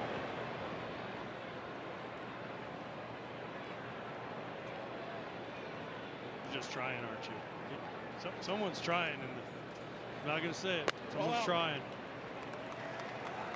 The ultimate J word. Trying to do my job, AJ. But Joe, you're such a Dodgers homer, and then you say that. 3-1. You're usually the guy that drops the jinx. I know. That's why I was proud it was someone else besides me.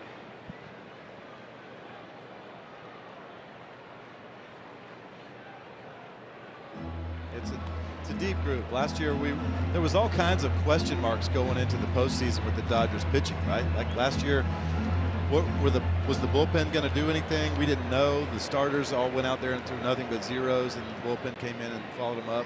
Saki showed up and became an instant closer. Yeah, it's got it's a nice thing to have a stable as deep as they've had throughout the years, for sure. Yeah, last year's bullpen during the regular season was 21st in ERA. They're third this year. Kyle Hurt gets ready as Vesia brings a 3-2, and Yelich takes ball 4. Tying run aboard to lead off the 6th. The thing is, Joe, what you just said, it's not the names you're expecting to hear in this bullpen. Yes, Vesia, but no Diaz. Scott's down there. Trinan's down there. But a lot of the guys that you would think, oh, these are the Dodgers bullpen, Gratterall, and for years Kopech last year, and some of the others that you know that are household names. These are different guys than what the Dodgers fans have come to expect, and they've been great. Sanchez takes the ball. Yeah, you mentioned Kyle Hurt, Will Klein, Jack Dreyer is on the injured list at this point, but he came out of the middle of nowhere last year. Sanchez 0 for 1 with a walk. And in a one-run game, you go back to that first inning where the Brewers got 3. Sanchez made the last out of the inning, though, at third base on a play in front of him trying to take an extra 90 feet. Yeah, we don't know where that first inning could have ended up had they not run themselves out of the inning. That was a pretty big mistake. But right here, though, this is how the Brewers do. They get out there, leadoff walk. Now they're 2-0. 3-0. This is what you can't do if you're Vesia in the Dodgers bullpen. You can't allow the Brewers to have to get free passes. They've got to earn these right here. Sanchez in his 12th season, 33 years old, still an imposing hitter. 5 home runs in a part-time role.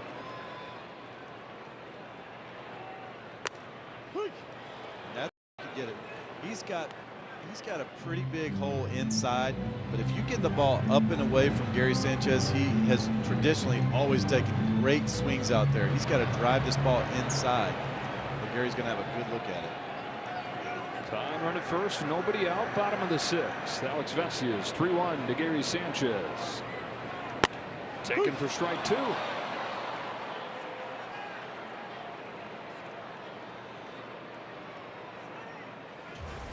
He wants no part of swing. That was very borderline. Yeah, that's right. Vesia has not given up a single hit on that pitch this year. He's given up just 1 on his changeup. And they're 0 for 20 with 11 Ks with the slider. Swing and a miss. Gets him with a fastball. Back from 3-0 to strike him out.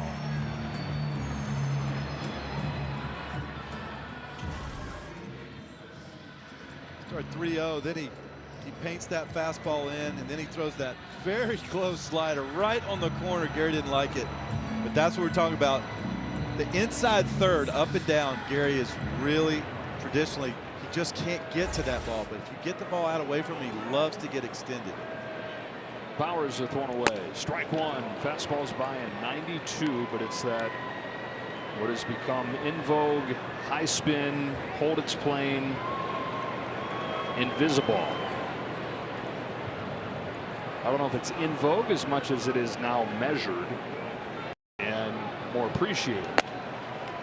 I just look back how many guys I played with in the minor leagues that never really made it, that threw that, they could throw that ball that was the high spin, but they were told you got to throw the ball down. How many of those guys could have pitched at the upper quadrants? They was, you got to throw it down, you got to throw it down, but they couldn't sink it. They couldn't really turn it over, but they could really rush that ball up. Oh no, that'll never work. No, now it's a thing. Well, would it have worked back then, though? That's the question. It would have, because it's the same swings, I think. No, different swings nowadays, swings. you think? I don't know. Well, I think the high fastball came in vogue when the launch angle became in vogue. Don't you think, or not? Well, no, I think it came in vogue when we could measure. Okay, maybe that's true. We could measure the high. It's always been, hey, 0-2, throw it up here, throw it up here. But were guys able to cover that before or better? Maybe it's both those things. Maybe it was a response to the uppercut swing, but then you identified the good ones once you made that the response with the data that you're talking about, AJ. You guys can both be right. Isn't this great? That's so cool, Joe. Thank you. I'm here for you guys. Just put a smile right on my face. Is there Wayno's one mad. of us though. that's writer, though? I kind of like yours. Yeah. All I know is in Okay, Joe, 2019, that in 2019 we came to spring training. Everybody says you have got to throw a four-seamer at the top to combat this launch angle thing, and it's just simply not true. You can still combat the launch angle thing throwing the ball down in the zone too. You just can't throw it high. You just can't throw it thigh high. 2-2 to Bowers. Got him with the high fastball. Back-to-back Ks for Vesia. 2 down in the 6th. There it is. Four-seamer stays true. Bowers swings under it. It's because they can measure it, not because of his upper. And it may not be 100, but that's premium Milwaukee squeaky cheese curd cheddar nasty fastball at the top with 4 or 5 inches of extra carry on it, and you just can't get the barrel to that. Breaking pitch in for a strike on Frelick. Leadoff walk for Yelich. He's still at first.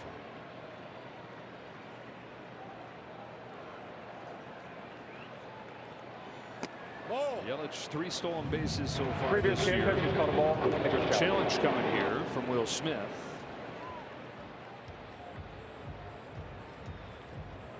Yeah, and it was a good one. It's cleanly a strike. And it's 0-2. Oh, I wish I had it. Thousands of those for me when I was pitching right there. You know how happy it makes you as a catcher you to the umpire.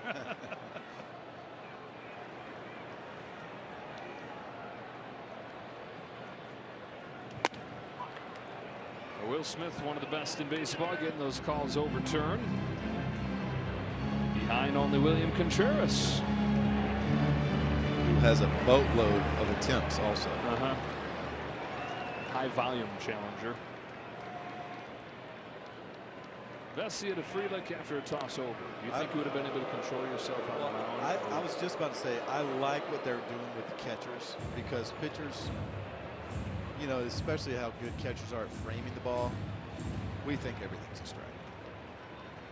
Yeah. Because they are, you know, but catchers definitely have a better look at that. I'm glad to see most all the ones I've seen are that way. There's only been 62 challenges from pitchers all year total. And they've been wrong 61 times. They're 32%. Yeah, exactly. Compared to the catchers are 60% right. This goes back to the better athlete. 32% get you in the Hall of Fame, Joe. That's true. I don't know if that category does it though.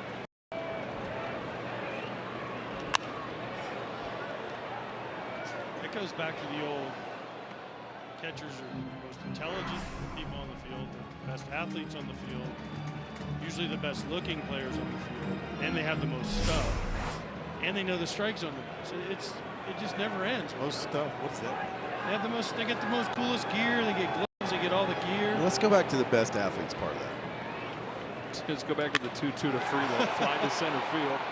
Andy Pages will save us all. Send us to the 7.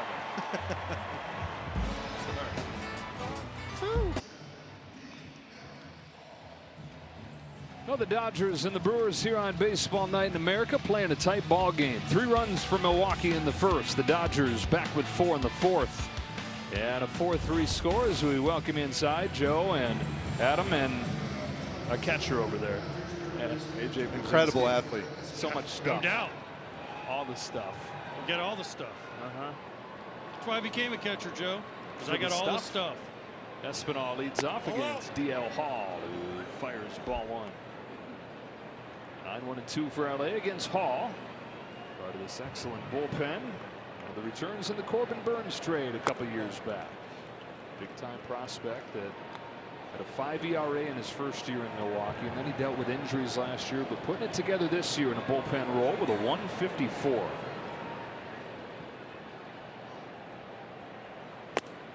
You see, he's just got a live arm, good sinker there, big frame. Let's see what they like about him.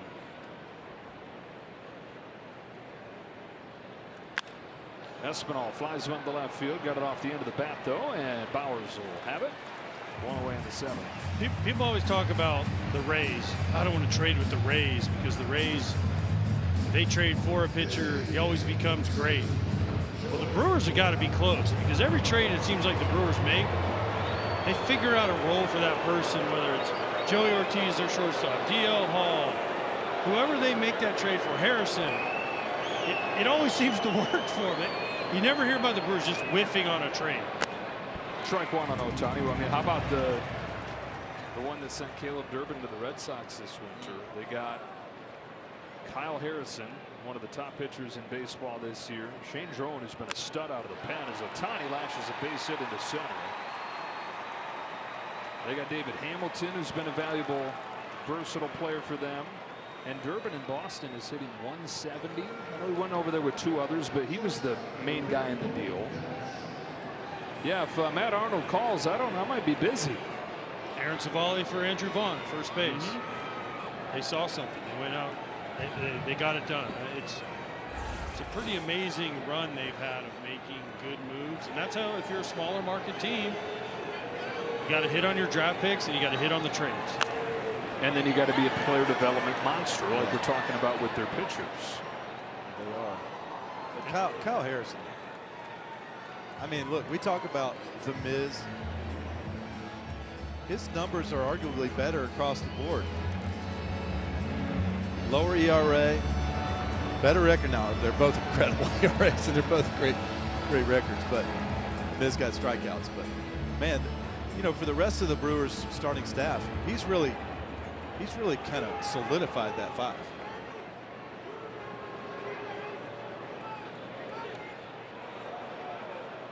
Harrison, parts of 3 major league seasons prior to this one, mostly San Francisco, a couple games in Boston last year, was 9-9 with a 4.39 ERA. 5-1 with a 1.77 in his first 9 starts with the Brewers. Whoa. Dodgers catch a break this weekend. They don't have to see either of those guys, the Miz or Harrison. Brewers have more coming too. Yeah, they have prospect. They have the #1 prospect right now. Over the position player group they have in the minors is ridiculous. Talk about all the pitching that they brought up, but I mean they are stacked. The #1 prospect has got the great. Give it to him. Jesus made. Oh yeah. Jesus Mate.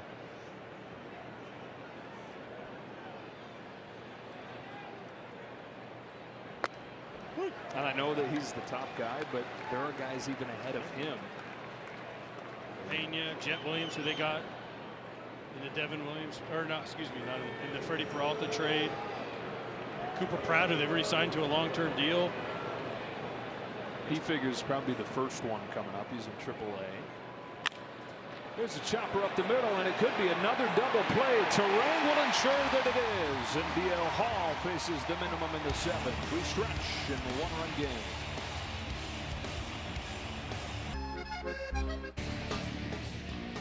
The game summary sponsored by Blue Moon and Pete Macheska. 4-3 Dodgers ahead of the Brewers. 3 in the first for Milwaukee, 4 in the 4th for the Dodgers. And Sasaki recovering from that 35-pitch first inning to go through 5. And here we are to the bottom of the 7th. Kyle Hurt comes in after a scoreless 6th from Alex Vesia. Hurt in his 15th game. Gave up a run in his first game of the season. Nothing since. Joey Ortiz looks at ball 1. Biggest thing on that game summary, Wayno, Roki Sasaki. After the first inning, the way he figured it out, whatever he did.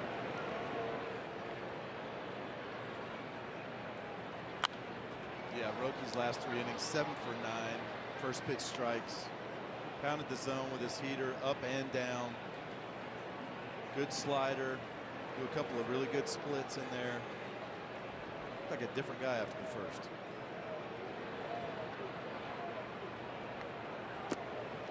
Strike 1 is just so important. I mean, if you're a starting pitcher, a relief pitcher, I don't care what kind of pitcher you are. If you're out there, if you're falling behind, you're not getting strike 1, you're missing a huge opportunity. Slugging percentage, all that just goes skyrocket if you don't get strike 1. Dancing changeup makes it 2-2.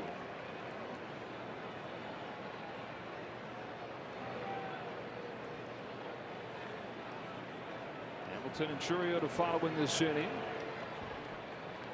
4-3 Dodgers in front. 2-2 to Ortiz. He goes up to get it and fouls it off. This is a huge opportunity for the Brewers right here. If they can get one of these two guys at the bottom of the order on base, bring up Jackson and Bryce Terang with somebody on the base pass, it would be a great thing for them. Turn the lineup over and get somebody on there for their big guys. Only one base runner the last 4 innings. It was Yelich's walk to lead off last inning. And it's gone to 3-2 on Ortiz. Light hitting shortstop, but he did walk twice last night. He's worked the full count here. He's a guy, if he gets on, you have to honor his speed. He can pick your pocket out there at second.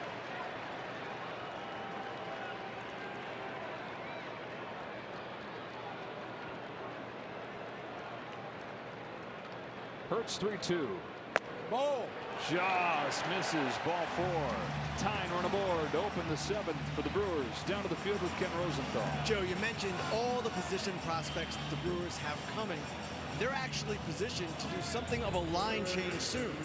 Cooper Pratt, you mentioned him. He's the guy who signed an 8-year, $50.75 million extension while he was still in the minors. He could take over shortstop for Joey Ortiz. Kent Williams, acquired in the Freddie Peralta trade. He could become the third baseman.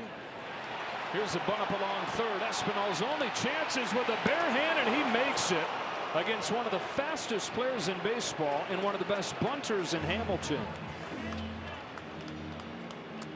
Can he go ahead to finish?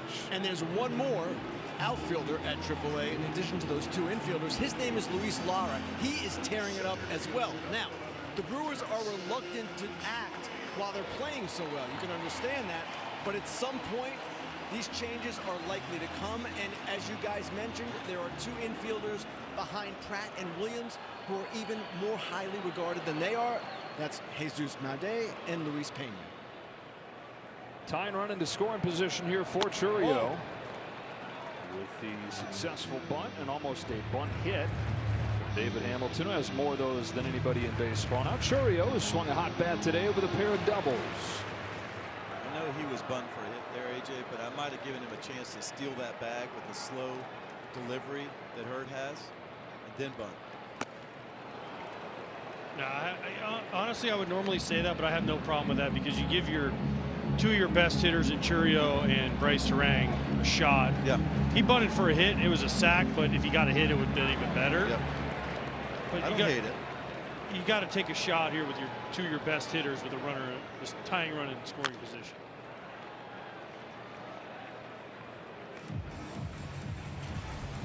And Espinal's made a couple nice plays today. Rare start at third. Barehanded. That ball is another foot down the line. He's safe. It was just a little bit too close to the pitcher. Espinal was able to gather himself and have a little bit of momentum going to first base. Just a good baseball play offensively and defensively. 1-2 to Churio. Swing and a miss at the high fastball. Strike 3. Yeah, and that's where you can get Jackson. If you're throwing fastballs, you can't let him extend. You can get him. You can get him in. You can get him up and in, especially with 2 strikes. That's probably his biggest swing and miss hole right there. This is another one of those fastballs we were talking about earlier. That high spin from a low slot upshoot fastball that Kyle Hurd uses to finish off Churio. They're going to put Terang on intentionally and go righty-righty against Andrew Vaughn. It's an interesting matchup here because Andrew Vaughn can hit the fastball. Kyle Hurd has one of the hardest fastballs to hit in all of baseball. He's got over a 40% whiff rate. We just saw with Churio. This is kind of strength on strength here. Only guy with a higher swing and miss rate out of the pen against the fastball is Mason Miller. So Vaughn takes a change up in the dirt. He's got the tying run at second. The go-ahead run at first. Brewers looking for their first hit since the 2nd inning.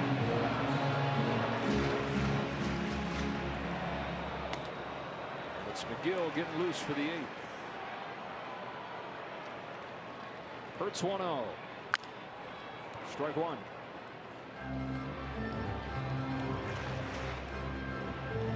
All it takes is one changeup to reset. First pitch changeup in the dirt, Easy take for Vaughn. He's thinking, all right, here comes that fastball that's impossible to hit. Change it for a strike, 1-1. It just puts a little doubt in the back of a hitter's head.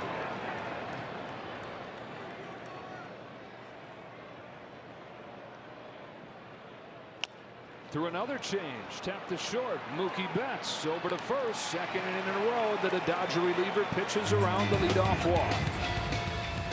Spicy chicken just got better at Wendy's.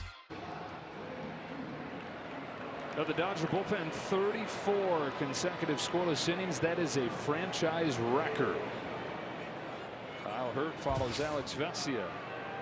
And we go to the 8th inning where Freddie Freeman will lead off against DL Hall. Misses with his first pitch with a challenge from Gary Sanchez. They have been challenging a bunch. Trip Gibson today. Just confirmed Milwaukee have one challenge man. And confirmed it is a ball. So 1-0 on Freddie Freeman, who's reached base all 3 times. He's doubled, he's walked twice. Dodgers had 5 hits and 5 walks in this game.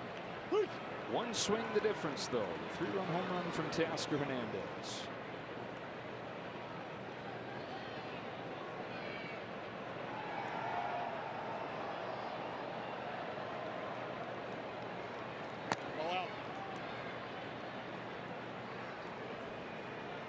So there's been 10 combined walks this game.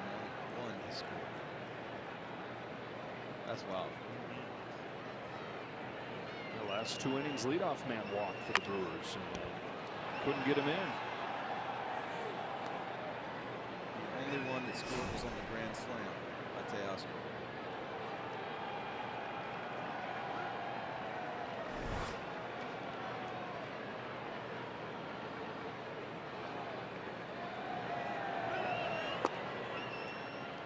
Full count.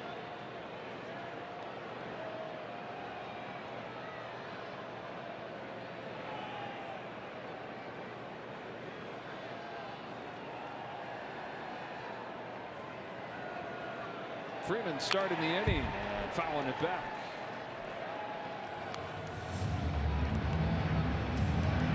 Dodger offensive breakdown in this game.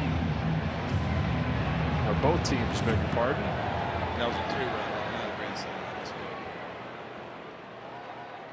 It's part of that 4-run inning. Freeman takes another walk, his 3rd of the game. He's reached all 4 times.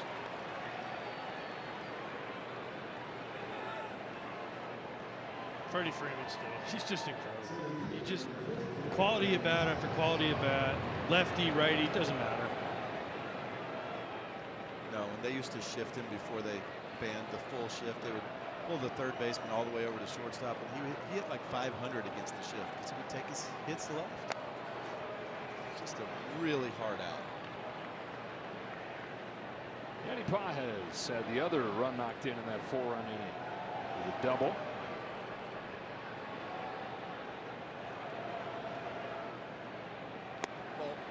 At 2-0.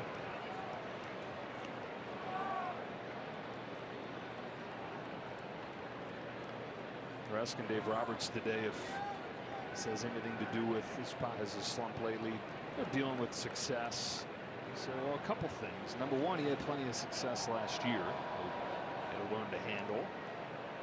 And the other thing is, he said, I don't really worry about anything mindset related with this guy. He's just so focused and never too high, never too low. Said the other day, these guys are all big leaguers, but not many of them are as tough as Andy Pages mentally. Ball. It's another walk.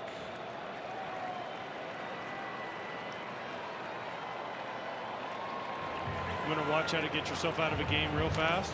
You just saw it. Back-to-back leadoff walks. They'll get them out of there as fast as they can, get these guys loose. No, drive. Pitching coach is crazy. Manager's crazy. You're down a run. You got to hold them. You know you're getting to the back end of the Dodger bullpen. You can't afford to give up any other runs. Back-to-back leadoff walks to put them right back in trouble.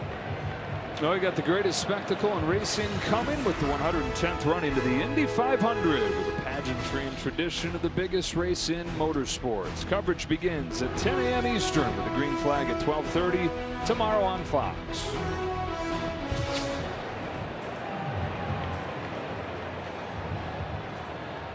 Brewers won the first game of this series 5-1. A 4-game winning streak going for Milwaukee. They've won 17 of their last 22. Looking for a 10th consecutive win over the two-time defending champ in the regular season. Dodgers looking for an 8th win out of their last 10 games.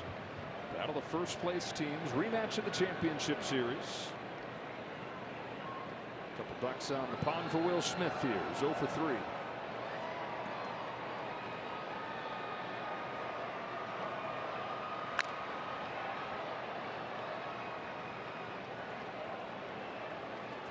Paul would love what the Brewers have gotten the last 2 innings, and that is a ground ball double play.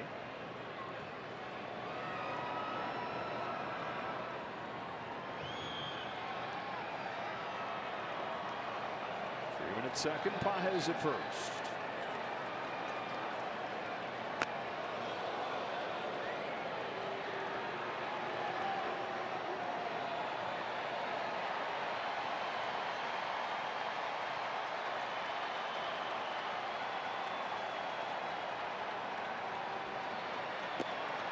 We're talking about the Dodgers' collective struggles against left-handed pitching this year with a bunch of guys that have always hit them. And Smith an example of that. OPS about cut in half from what it was last year against lefties. Woo. 2-2.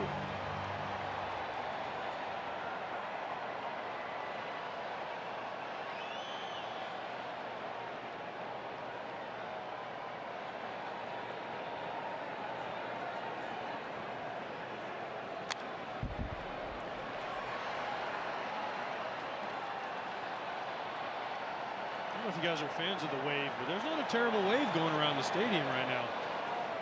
I like the wave. Became popular to hate on it for a while, but ain't nothing wrong with it. It keeps the fans engaged, gets them all excited. What's not to like about the wave? Plus it looks cool. Smith bangs a base hit into center field. Freeman's given the wave. The throw from Churio is not in time, and an RBI single for Will Smith gives the Dodgers the insurance as they take advantage of the lack of command from Hall to start the inning. Freeman's legs being pushed today. He's got a stolen base. Scores on a hard line drive to center.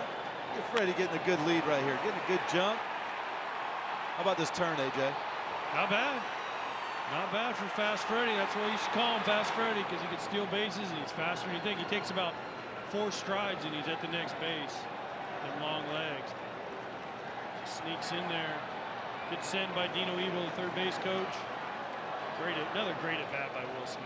Good fundamental slide there too, keeping his foot down. You see a lot of people slide, their foot comes up right there. They still could get out on the tag there, even though it's late. Freeman's spoken about the emphasis on base running coming up through the Braves minor league system. Where in most minor league systems, the focus is all about development, as it should be mostly, but he said we also cared about winning games, and winning games, a lot of that has to do with the little things like running the bases. So they're training for this his whole pro life. This line drive took Hall's glove with it. Pitchers. Come on. What does that mean? See the catcher knock the pitcher's glove off.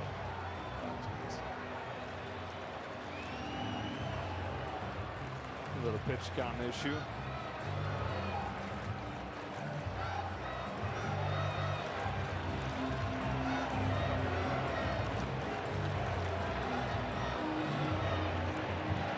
It's official game. You have to have one of those every game. You can't just get through one game without a pitch count issue. Reached a quota. Let's move on. Please. If guys would just stand at second and not try to steal signs, you know, just be like gentlemen. Here's Tucker, who's got a triple and a walk today.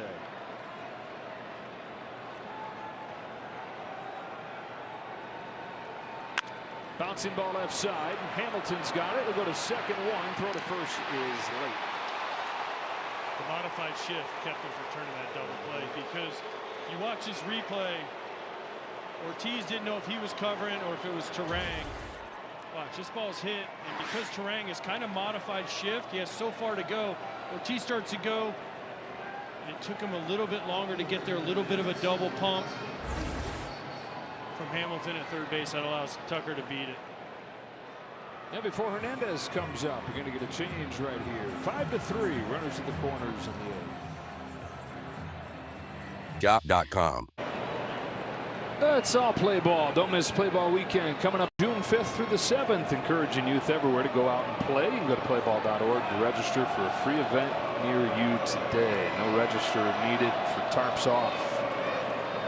Going on here in Milwaukee, way up in the left field corner. As Hernandez checks in with first and third and one away. Jake Woodford misses outside with his first pitch. The St. Louis Cardinals teammate of yours. Yeah, good sinker, big sweeper. He's going to have to keep this ball down. Teoscar. He's already teed off on a 3-run home run back in the 4th inning. Has 3 of them in his last 8 games. 4 all year coming into this stretch. Teoscar's a very good up ball hitter. Struggles the ball away from him and down. Woo.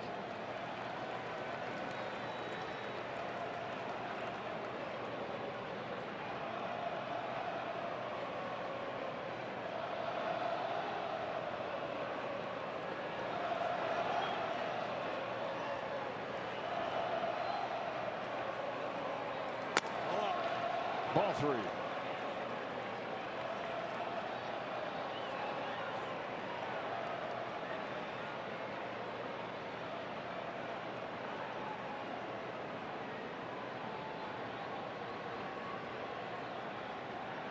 Paez at third. Tucker at first.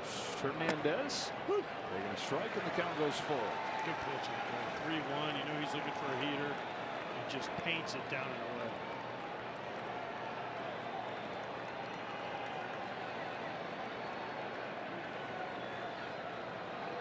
Got to try and take advantage of his aggressiveness here. Throw a strike to ball, right, Wayno? Got to. And set strike to strike, and a base hit to right, and a 6-3 lead for the Dodgers. Frelick's throw is cut off. Hernandez is knocked in for the 6.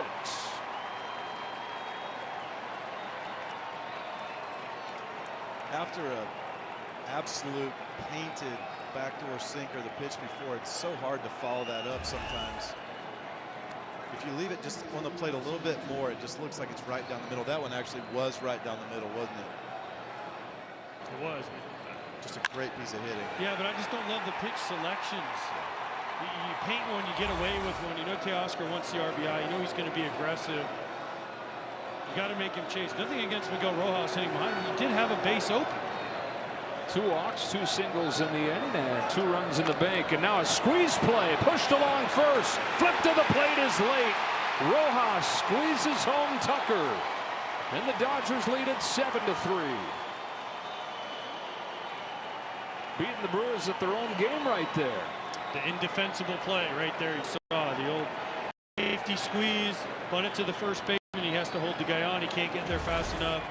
Miguel Rojas and the Dodgers execute this perfectly. As soon as Kyle Tucker at third sees that ball down, he goes. And Javon does everything he can. You just can't stop that play.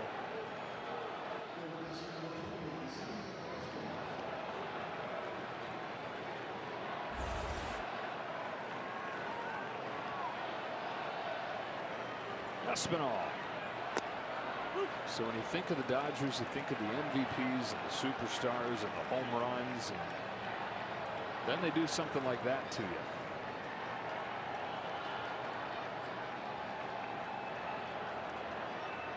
Not the first time you could catch a team napping.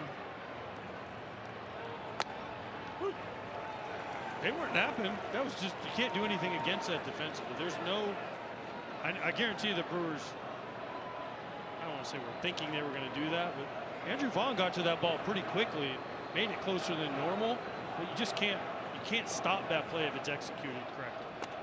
Yeah, and you want it pushed over there to first base side.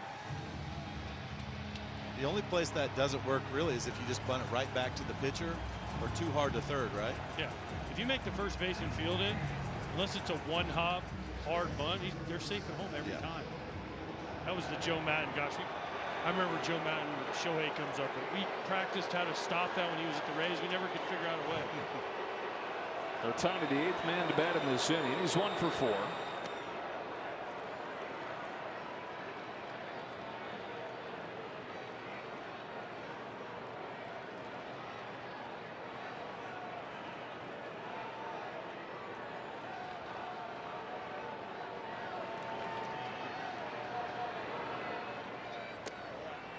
He's ahead 2-0. That's the tough thing about facing the best hitters is that you try to be so careful early in the count, you end up falling behind the count, and then they've got you right where they want you.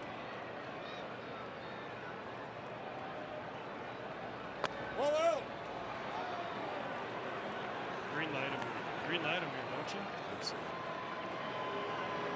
Trust Shohei to get a good pitch and let it eat. You can't take your foot off the gas against this Brewer team. They can come back in so many different ways. Bases loaded after the walk, and the Dodgers have batted around here in the 8th. Interesting. Is it batting around if Freddie doesn't come back up? It's an age-old discussion, John. I agree with you, but some people say that the Freddie has to come back up to save that. To complete the loop thing. Yeah, it's a weird argument people have. Same people that think a hot dog's a sandwich.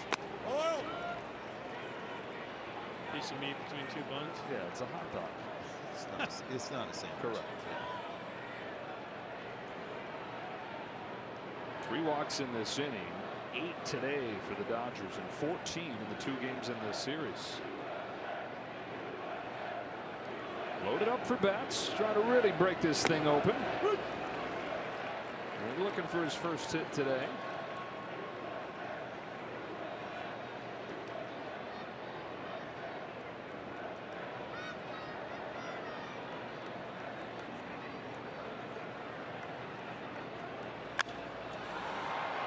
Guys it to center. Jackson Churio waits on it to come down, and this 8th inning comes to a close, but the Dodgers get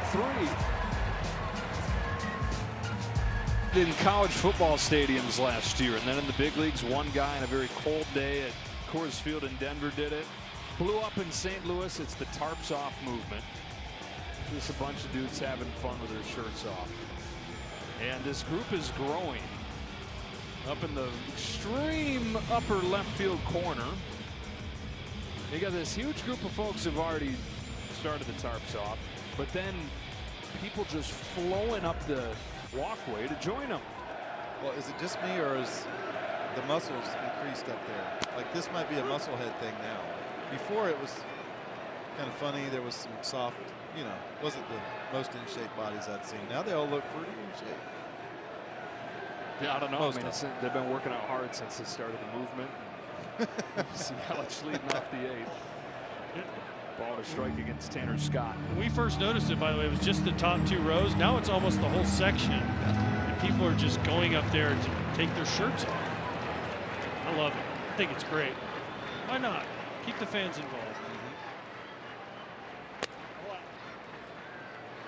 Oliver Marmol in St. Louis invited the tarps off group into the clubhouse. He couldn't do it now. Yeah, that group's a little too big. It's too big a group. There's no clubhouse that would hold him. 2-2 on Yelich is Tanner Scott. We talk about the bullpen turnaround for the Dodgers last year to this year. His turnaround is the biggest reason why. ERA close to 5 in his first season with the team. It's down below 2 this year.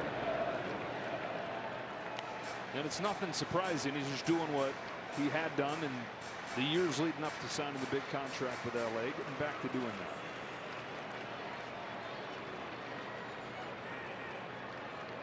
Here's his payoff to Yelich. And it's a strike. He went around, one away.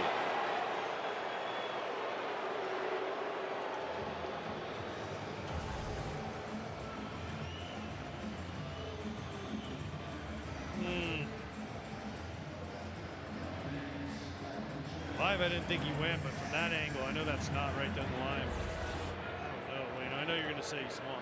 Right? I didn't think he swung, actually. Gary Sanchez swings and misses. Do you think that that should be something that can be reviewed? No, because there's honestly There's no rule. rule. Yeah, it's all subjective. Okay, From so that let's angle, make he it went. objective and put it into the Hawkeye technology. Right? Let's come up with a way to measure it objectively. There's a little jam shot up the middle. Rojas ranges way over there, heaves a throw to first. Not in time. And an infield hit for the Brewers catcher. Best athletes, just saw it right there. Most stuff. A lot of stuff, those catchers. A lot of stuff happened on this play. Gets blown up. Best athlete, barely beat out. Yeah, okay. Gets blown up. Actually, Miguel Rojas makes a really good play on this ball. I mean, I was wondering how that. You were pointing out he was the athlete of the play, but that's fine. Yeah, that was a really nice play by Miguel Rojas. Unfortunately for him, he was playing shortstop when he started at second base when he made that throw.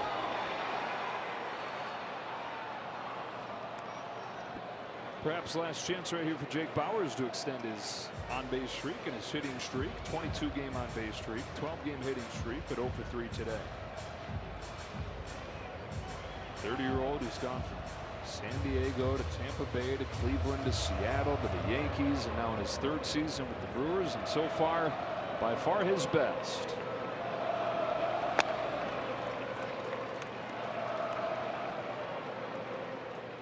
I think what he's doing now, so many great hitters have done. Freddie Freeman was this way for so long. You have a strength that's like 2/3 of the plate, and you're willing to give up one side of the plate because pitchers just can't hit that 1/3 of the plate so many times. 2/3 of the plate. So what I mean by that is, if you throw a pitch middle to the middle part of the plate to all the way to the inside part of the plate, he's got a great look at hitting it very hard. Strike 3 called, catching the outside corner. 2 out. Tonight's telecast is sponsored by Geico. It feels good to Geico.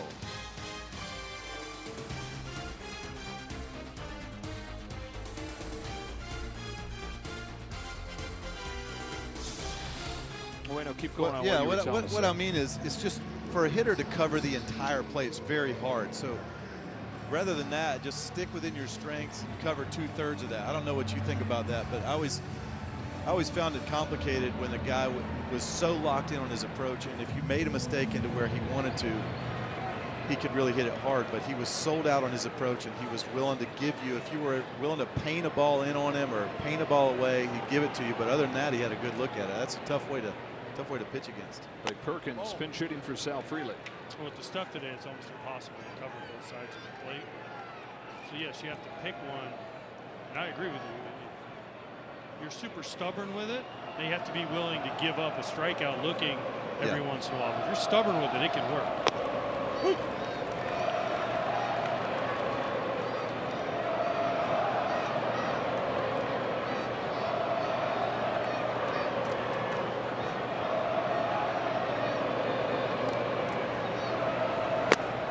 One and 2 on Perkins.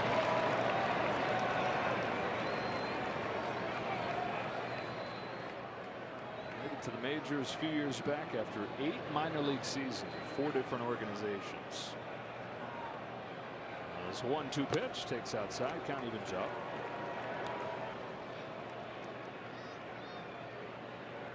This lineup dotted with guys like that. We're talking earlier about Jake Bauers and his path. down on the high fastball. A scoreless 8th inning for Tanner Scott. Another scoreless inning for this Dodger bullpen on a record-setting run. Protecting what you care about is important to you, so it's important to Allstate. Doors. Freddie Freeman has got a perfect day. Heads up to the plate in a 7-3 ball game. Got a couple defensive changes. Blake Perkins, after pinch hitting, stays in playing center. Jackson Churio moves over to right, where Frelick has exited the game with Perkins pinch hitting for him. So for Freeman, a double and 3 walks. 3 of the 8 walks the Dodgers have taken today. Jake Woodford stays on. Dodgers got 4 runs in the 4th inning after the Brewers took a 3-0 lead in the 1st. And then Insurance coming in the 8th with a 3-run rally for the Dodgers.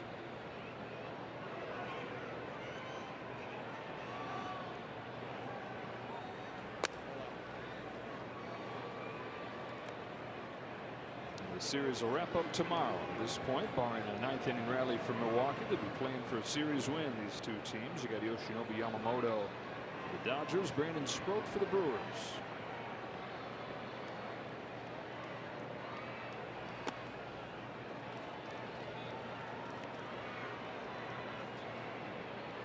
First 3-walk game of the year for Freeman. Now 3-0 count. That's a 4-walk ball game.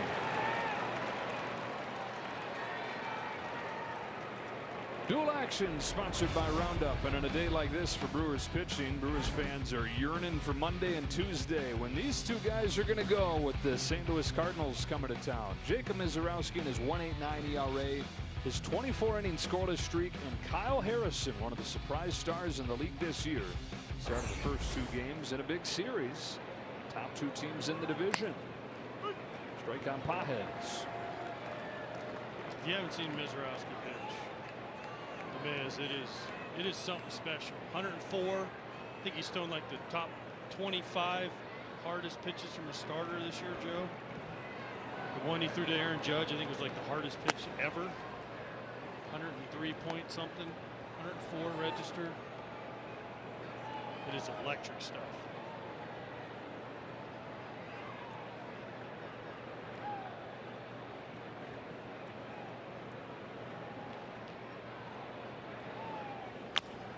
Big bouncer left side. Hamilton charges, flips the throw over to first. That's an athletic play right there to get Pajes. 1 gone in the 9th inning as Freeman moves up.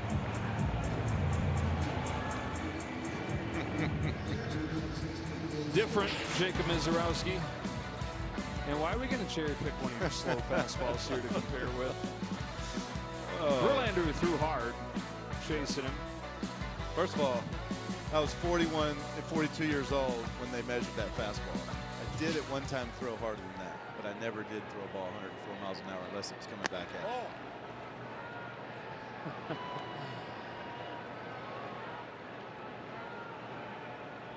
me. I'm told that's every fastball you ever threw. Stop. Oh, that's ridiculous. Smith got his first hit his last time, knocked in a run, fouls it back 1-1. But that is, I mean, it's remarkable because we think about Justin Verlander having one of the greatest fastballs of all time, which he does.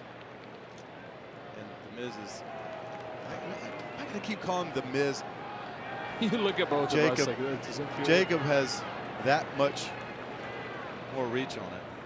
I only have one argument with that graphic that we just showed. Verlander would go 92, 93, and then all of a sudden it was like whack. Was the first 3. And you're like, wait, he's been throwing 93 the whole game. Now we're in the 7th, and here comes 98 to 100. Yeah, the first 3 he would be 90, 92, 93, 94. Then he would be 95, 96, 97, and 6, like 4 through 6, and then 7 through 9. When he was throwing all his no-hitters, he would be like 98 to 101. Do you think more guys could utilize changing speeds on their fastballs, or is that a special ability to be able to do that? I think that, that was special. I always thought he should have sat in that middle range at least more.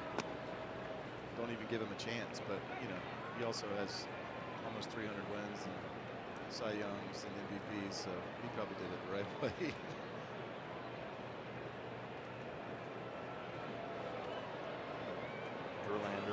in Detroit. On the injured list currently. A walk for Smith. Randall, you said something interesting last inning, and I agree with it, especially when Freddie Freeman has come up. Woodford's trying to be so careful. Just try to be so careful. That sinker just runs off the plate. Whereas when you're facing a lesser hitter that you think in your mind is a lesser hitter, you're more aggressive. And you see this from pitchers, especially against this Dodgers lineup, because they know all the names. Every guy you look at, I know Shohei, I know Mookie, I know Freddie, I know Pies, I know Will Smith, I know Kyle Tucker, I know Teoscar. So just be a little bit more careful.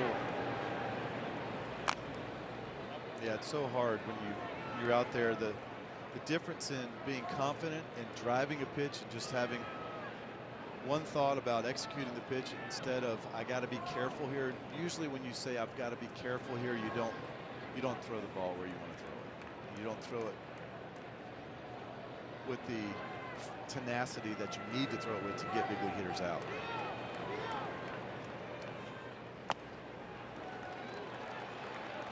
No balls and 2 strikes on Kyle Tucker. 2 runs scored in this game.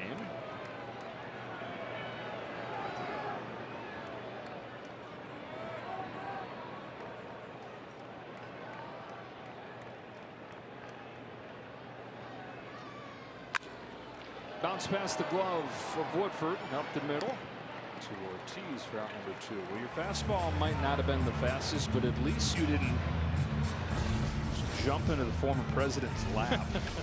On this date 15 years ago, AJ over there just trying to make a play.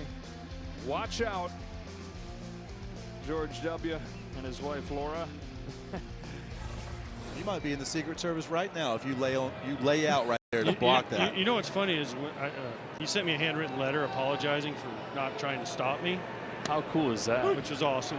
And also, I later played for the Rangers, so I became friends with the Secret Service guys that were there that night. And they're great. And President Bush was awesome. He came to a ton of Rangers games, but he didn't try to protect his wife. And Nolan Ryan. He thought you had it. A little too athletic. You're the best athlete in the Flipped world. into right center field, a base hit for Hernandez. Throw to the plate, play at the plate, not in time, and a 6 RBI game for Teoscar Hernandez.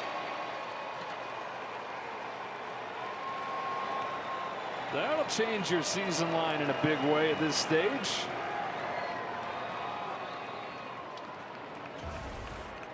Have a nice Teoscar. Again, though, the 2 walks score. The 2 walks are the things that come around and score. Churio tries to throw him out, makes a really nice throw. Long hop right to Gary Sanchez. Will Smith just beats it, but go to right field and the 2 walks. That's how you extend leads. If you're the Dodgers, this is the Dodgers offense. A 3-run homer, walks, drive them in. 9 runs on 8 hits, 10 walks. That's a season high for both the Dodger offense and the Milwaukee pitching staff. They went the first, 7 innings, 5 or 6 walks. Only one of them scored, but the last 2 innings, the walks have really hurt him. Did you see the slide home, though? His foot was off the ground. It made it a lot closer than it actually should have been if he'd have slid like Freddie did earlier.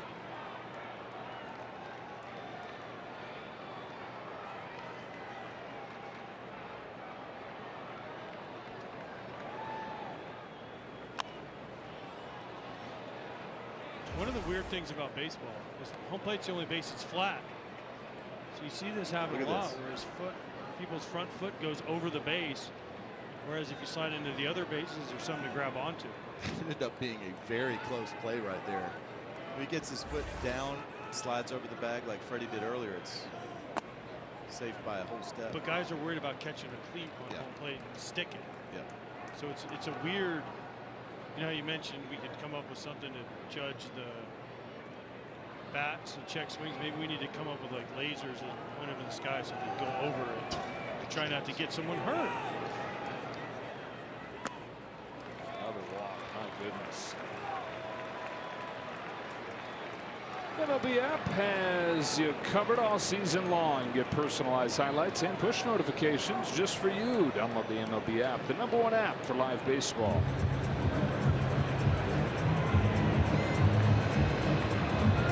Brewers top 10 in baseball at not issuing walks. Not their day though. Tonight has been not a night that'll help those stats. Pat Murphy's saying all these walks are just crushing us right now. They're telling Woodford, you got this, buddy. No one coming in to save you.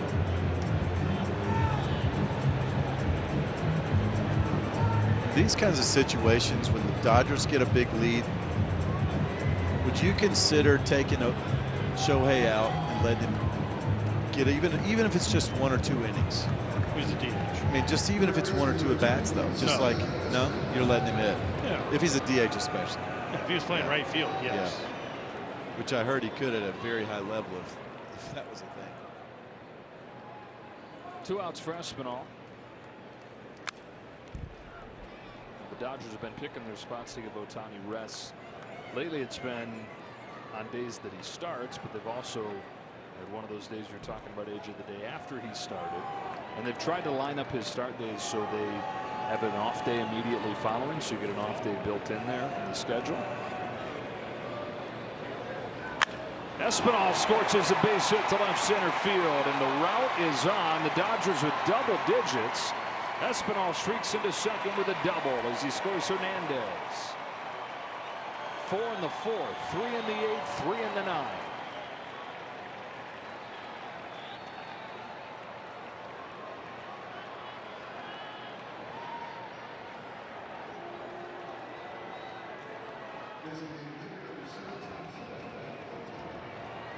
Kenny, it's 10-3 and I'm out.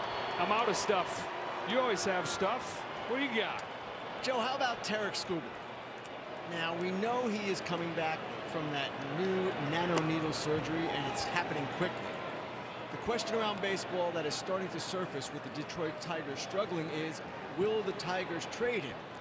And I've got a team that we're watching tonight that would be an ideal fit if they wanted to do it, and of course, if the Tigers indeed decided. Hold on, here's a drive down the line. If it's fair, it's gone. Just foul. Go ahead, Ken. And if the Tigers decided to actually do it, I don't believe they will. I don't believe they're falling out of the race because the AL Central is so weak. But remember in 2008 when the Brewers traded for CC Sabathia? That was a landmark moment in their franchise's history. It helped lift them to their first playoff appearance at that time in 26 years. Imagine if the Brewers could do the same thing with Skubal if indeed he was available. Now, you could argue they need to bat more, but this name, Tarek Skubal, is going to be one we hear a lot about one way or another, health-wise, trade-wise, in the next 2 months or so. Now that is who I'm talking about. If the Brewers get an ace pitcher like that, and a true number one, back-to-back Cy Young winning pitcher, now you're talking about a guy who can go in and beat anybody else's pitcher. That changes the team for me.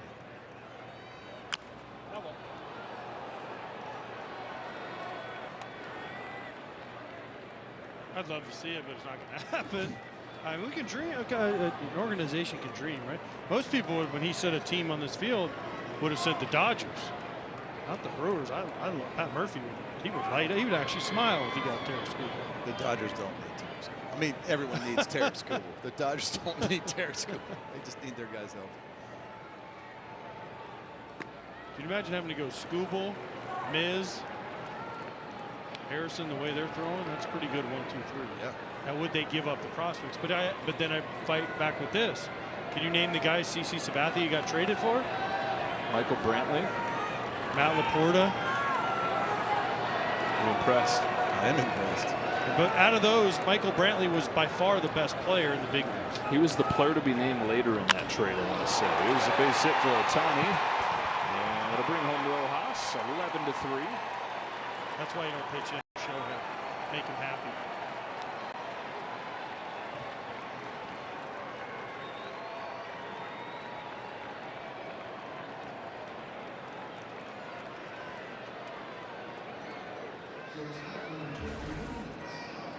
Just perfect Ohtani swing. No stride, foot down, barrel to the ball. He's so big and so strong. He's one of the few guys that can hit with no stride. Betts trying to join the fun. He's 0 for 5. Down to third. Hamilton will make him 0 for 6. But the Dodgers get their second full run into the ball game and lead it by a bunch to the left. Power Players sponsored by Walmart Plus. It's Teoscar Hernandez tonight, who's tied his career high with 6 RBIs. Started with a 3-run home run. Give the Dodgers the lead back in the 4th. But he's had a hand in the other 2 big innings for this offense as well. Just a nice night. Those are month makers. Nights like this. You can do this, and it's second career 6 RBI game with the Dodgers. That's nice. That's a nice week. That's a nice month, Wayno. Jonathan Hernandez here. Made his Dodger debut yesterday. His first game in the major leagues in 2 years. He was picked up from the Phillies. He was in AAA.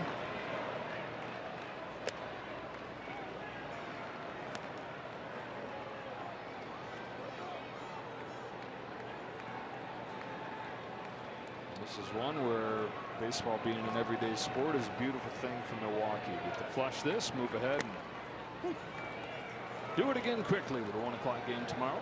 This may be a good thing. They were 9 in a row.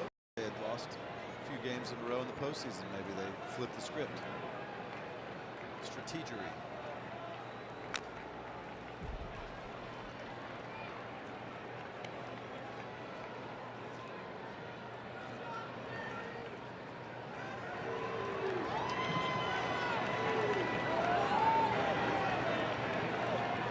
Ortiz has 3 walks this weekend, looking for his first hit of the series, though. Off the end of the bat to right, and Kyle Tucker. 1 away in the 9th.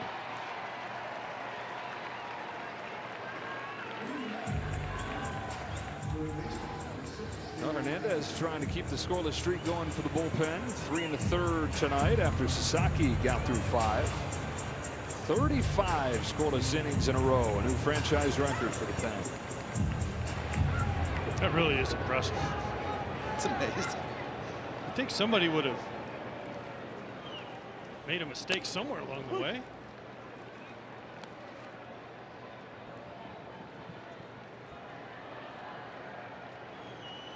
Bullpen has not allowed a home run this month. Freddie Freeman smothers it at first, and Hernandez to the bag, 2 out.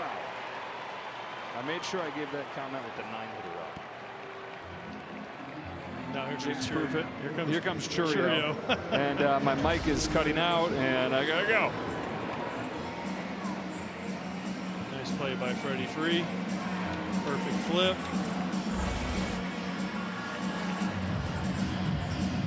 Gosh, you know Churio's not up there trying to get a little base hit. Down 8.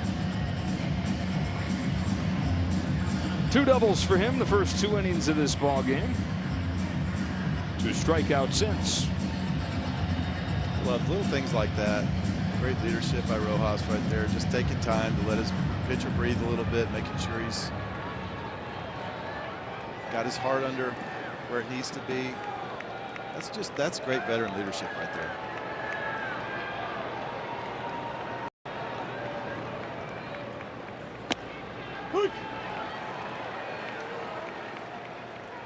But if the pitchers are the best athletes and they're in the best shape, why do we need to give them a breather? Because they're so fast. That takes a lot. I mean, that's an explosive movement right there. You're covering. You saw him. He outran the fastest player on the field. You know. It's time for this one to end, guys. Dodgers going to get their 8th win out of their last 10. It'll improve them to 32-20. Brewers going to fall to 30-19. You know what's amazing about what you just said, 32-20? Everyone's talking about the Dodgers. Oh, they're not very good. They're 32-20.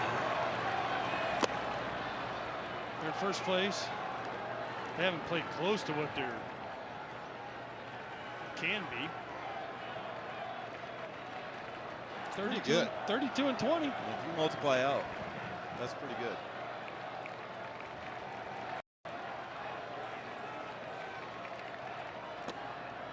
Three and two on Churio.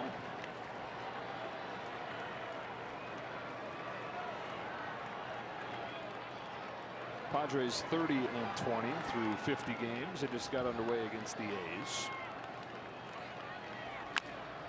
And the Cardinals, who start the day 2 games back of the Brewers in the Central, they're tied at 6 in the bottom of the 10th against Cincinnati. Cardinals tied it in the top of the 9th inning with 2 runs. 6-6, bottom 10 in Cincy.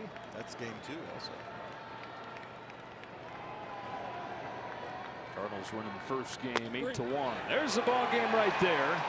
Bullpen keeps on doing it for the Dodgers, and so does Teoscar Hernandez, driving in 6 of the team's 11 runs, and the series is tied up at a game apiece. That'll do it for us in Milwaukee. For Adam Wainwright, AJ Brzezinski, Ken Rosenthal, and our entire Fox crew, Joe Davis saying so long. But the Dodgers win 11-3. Kevin Burkhardt and Dontrell Willis are in studio right after these messages.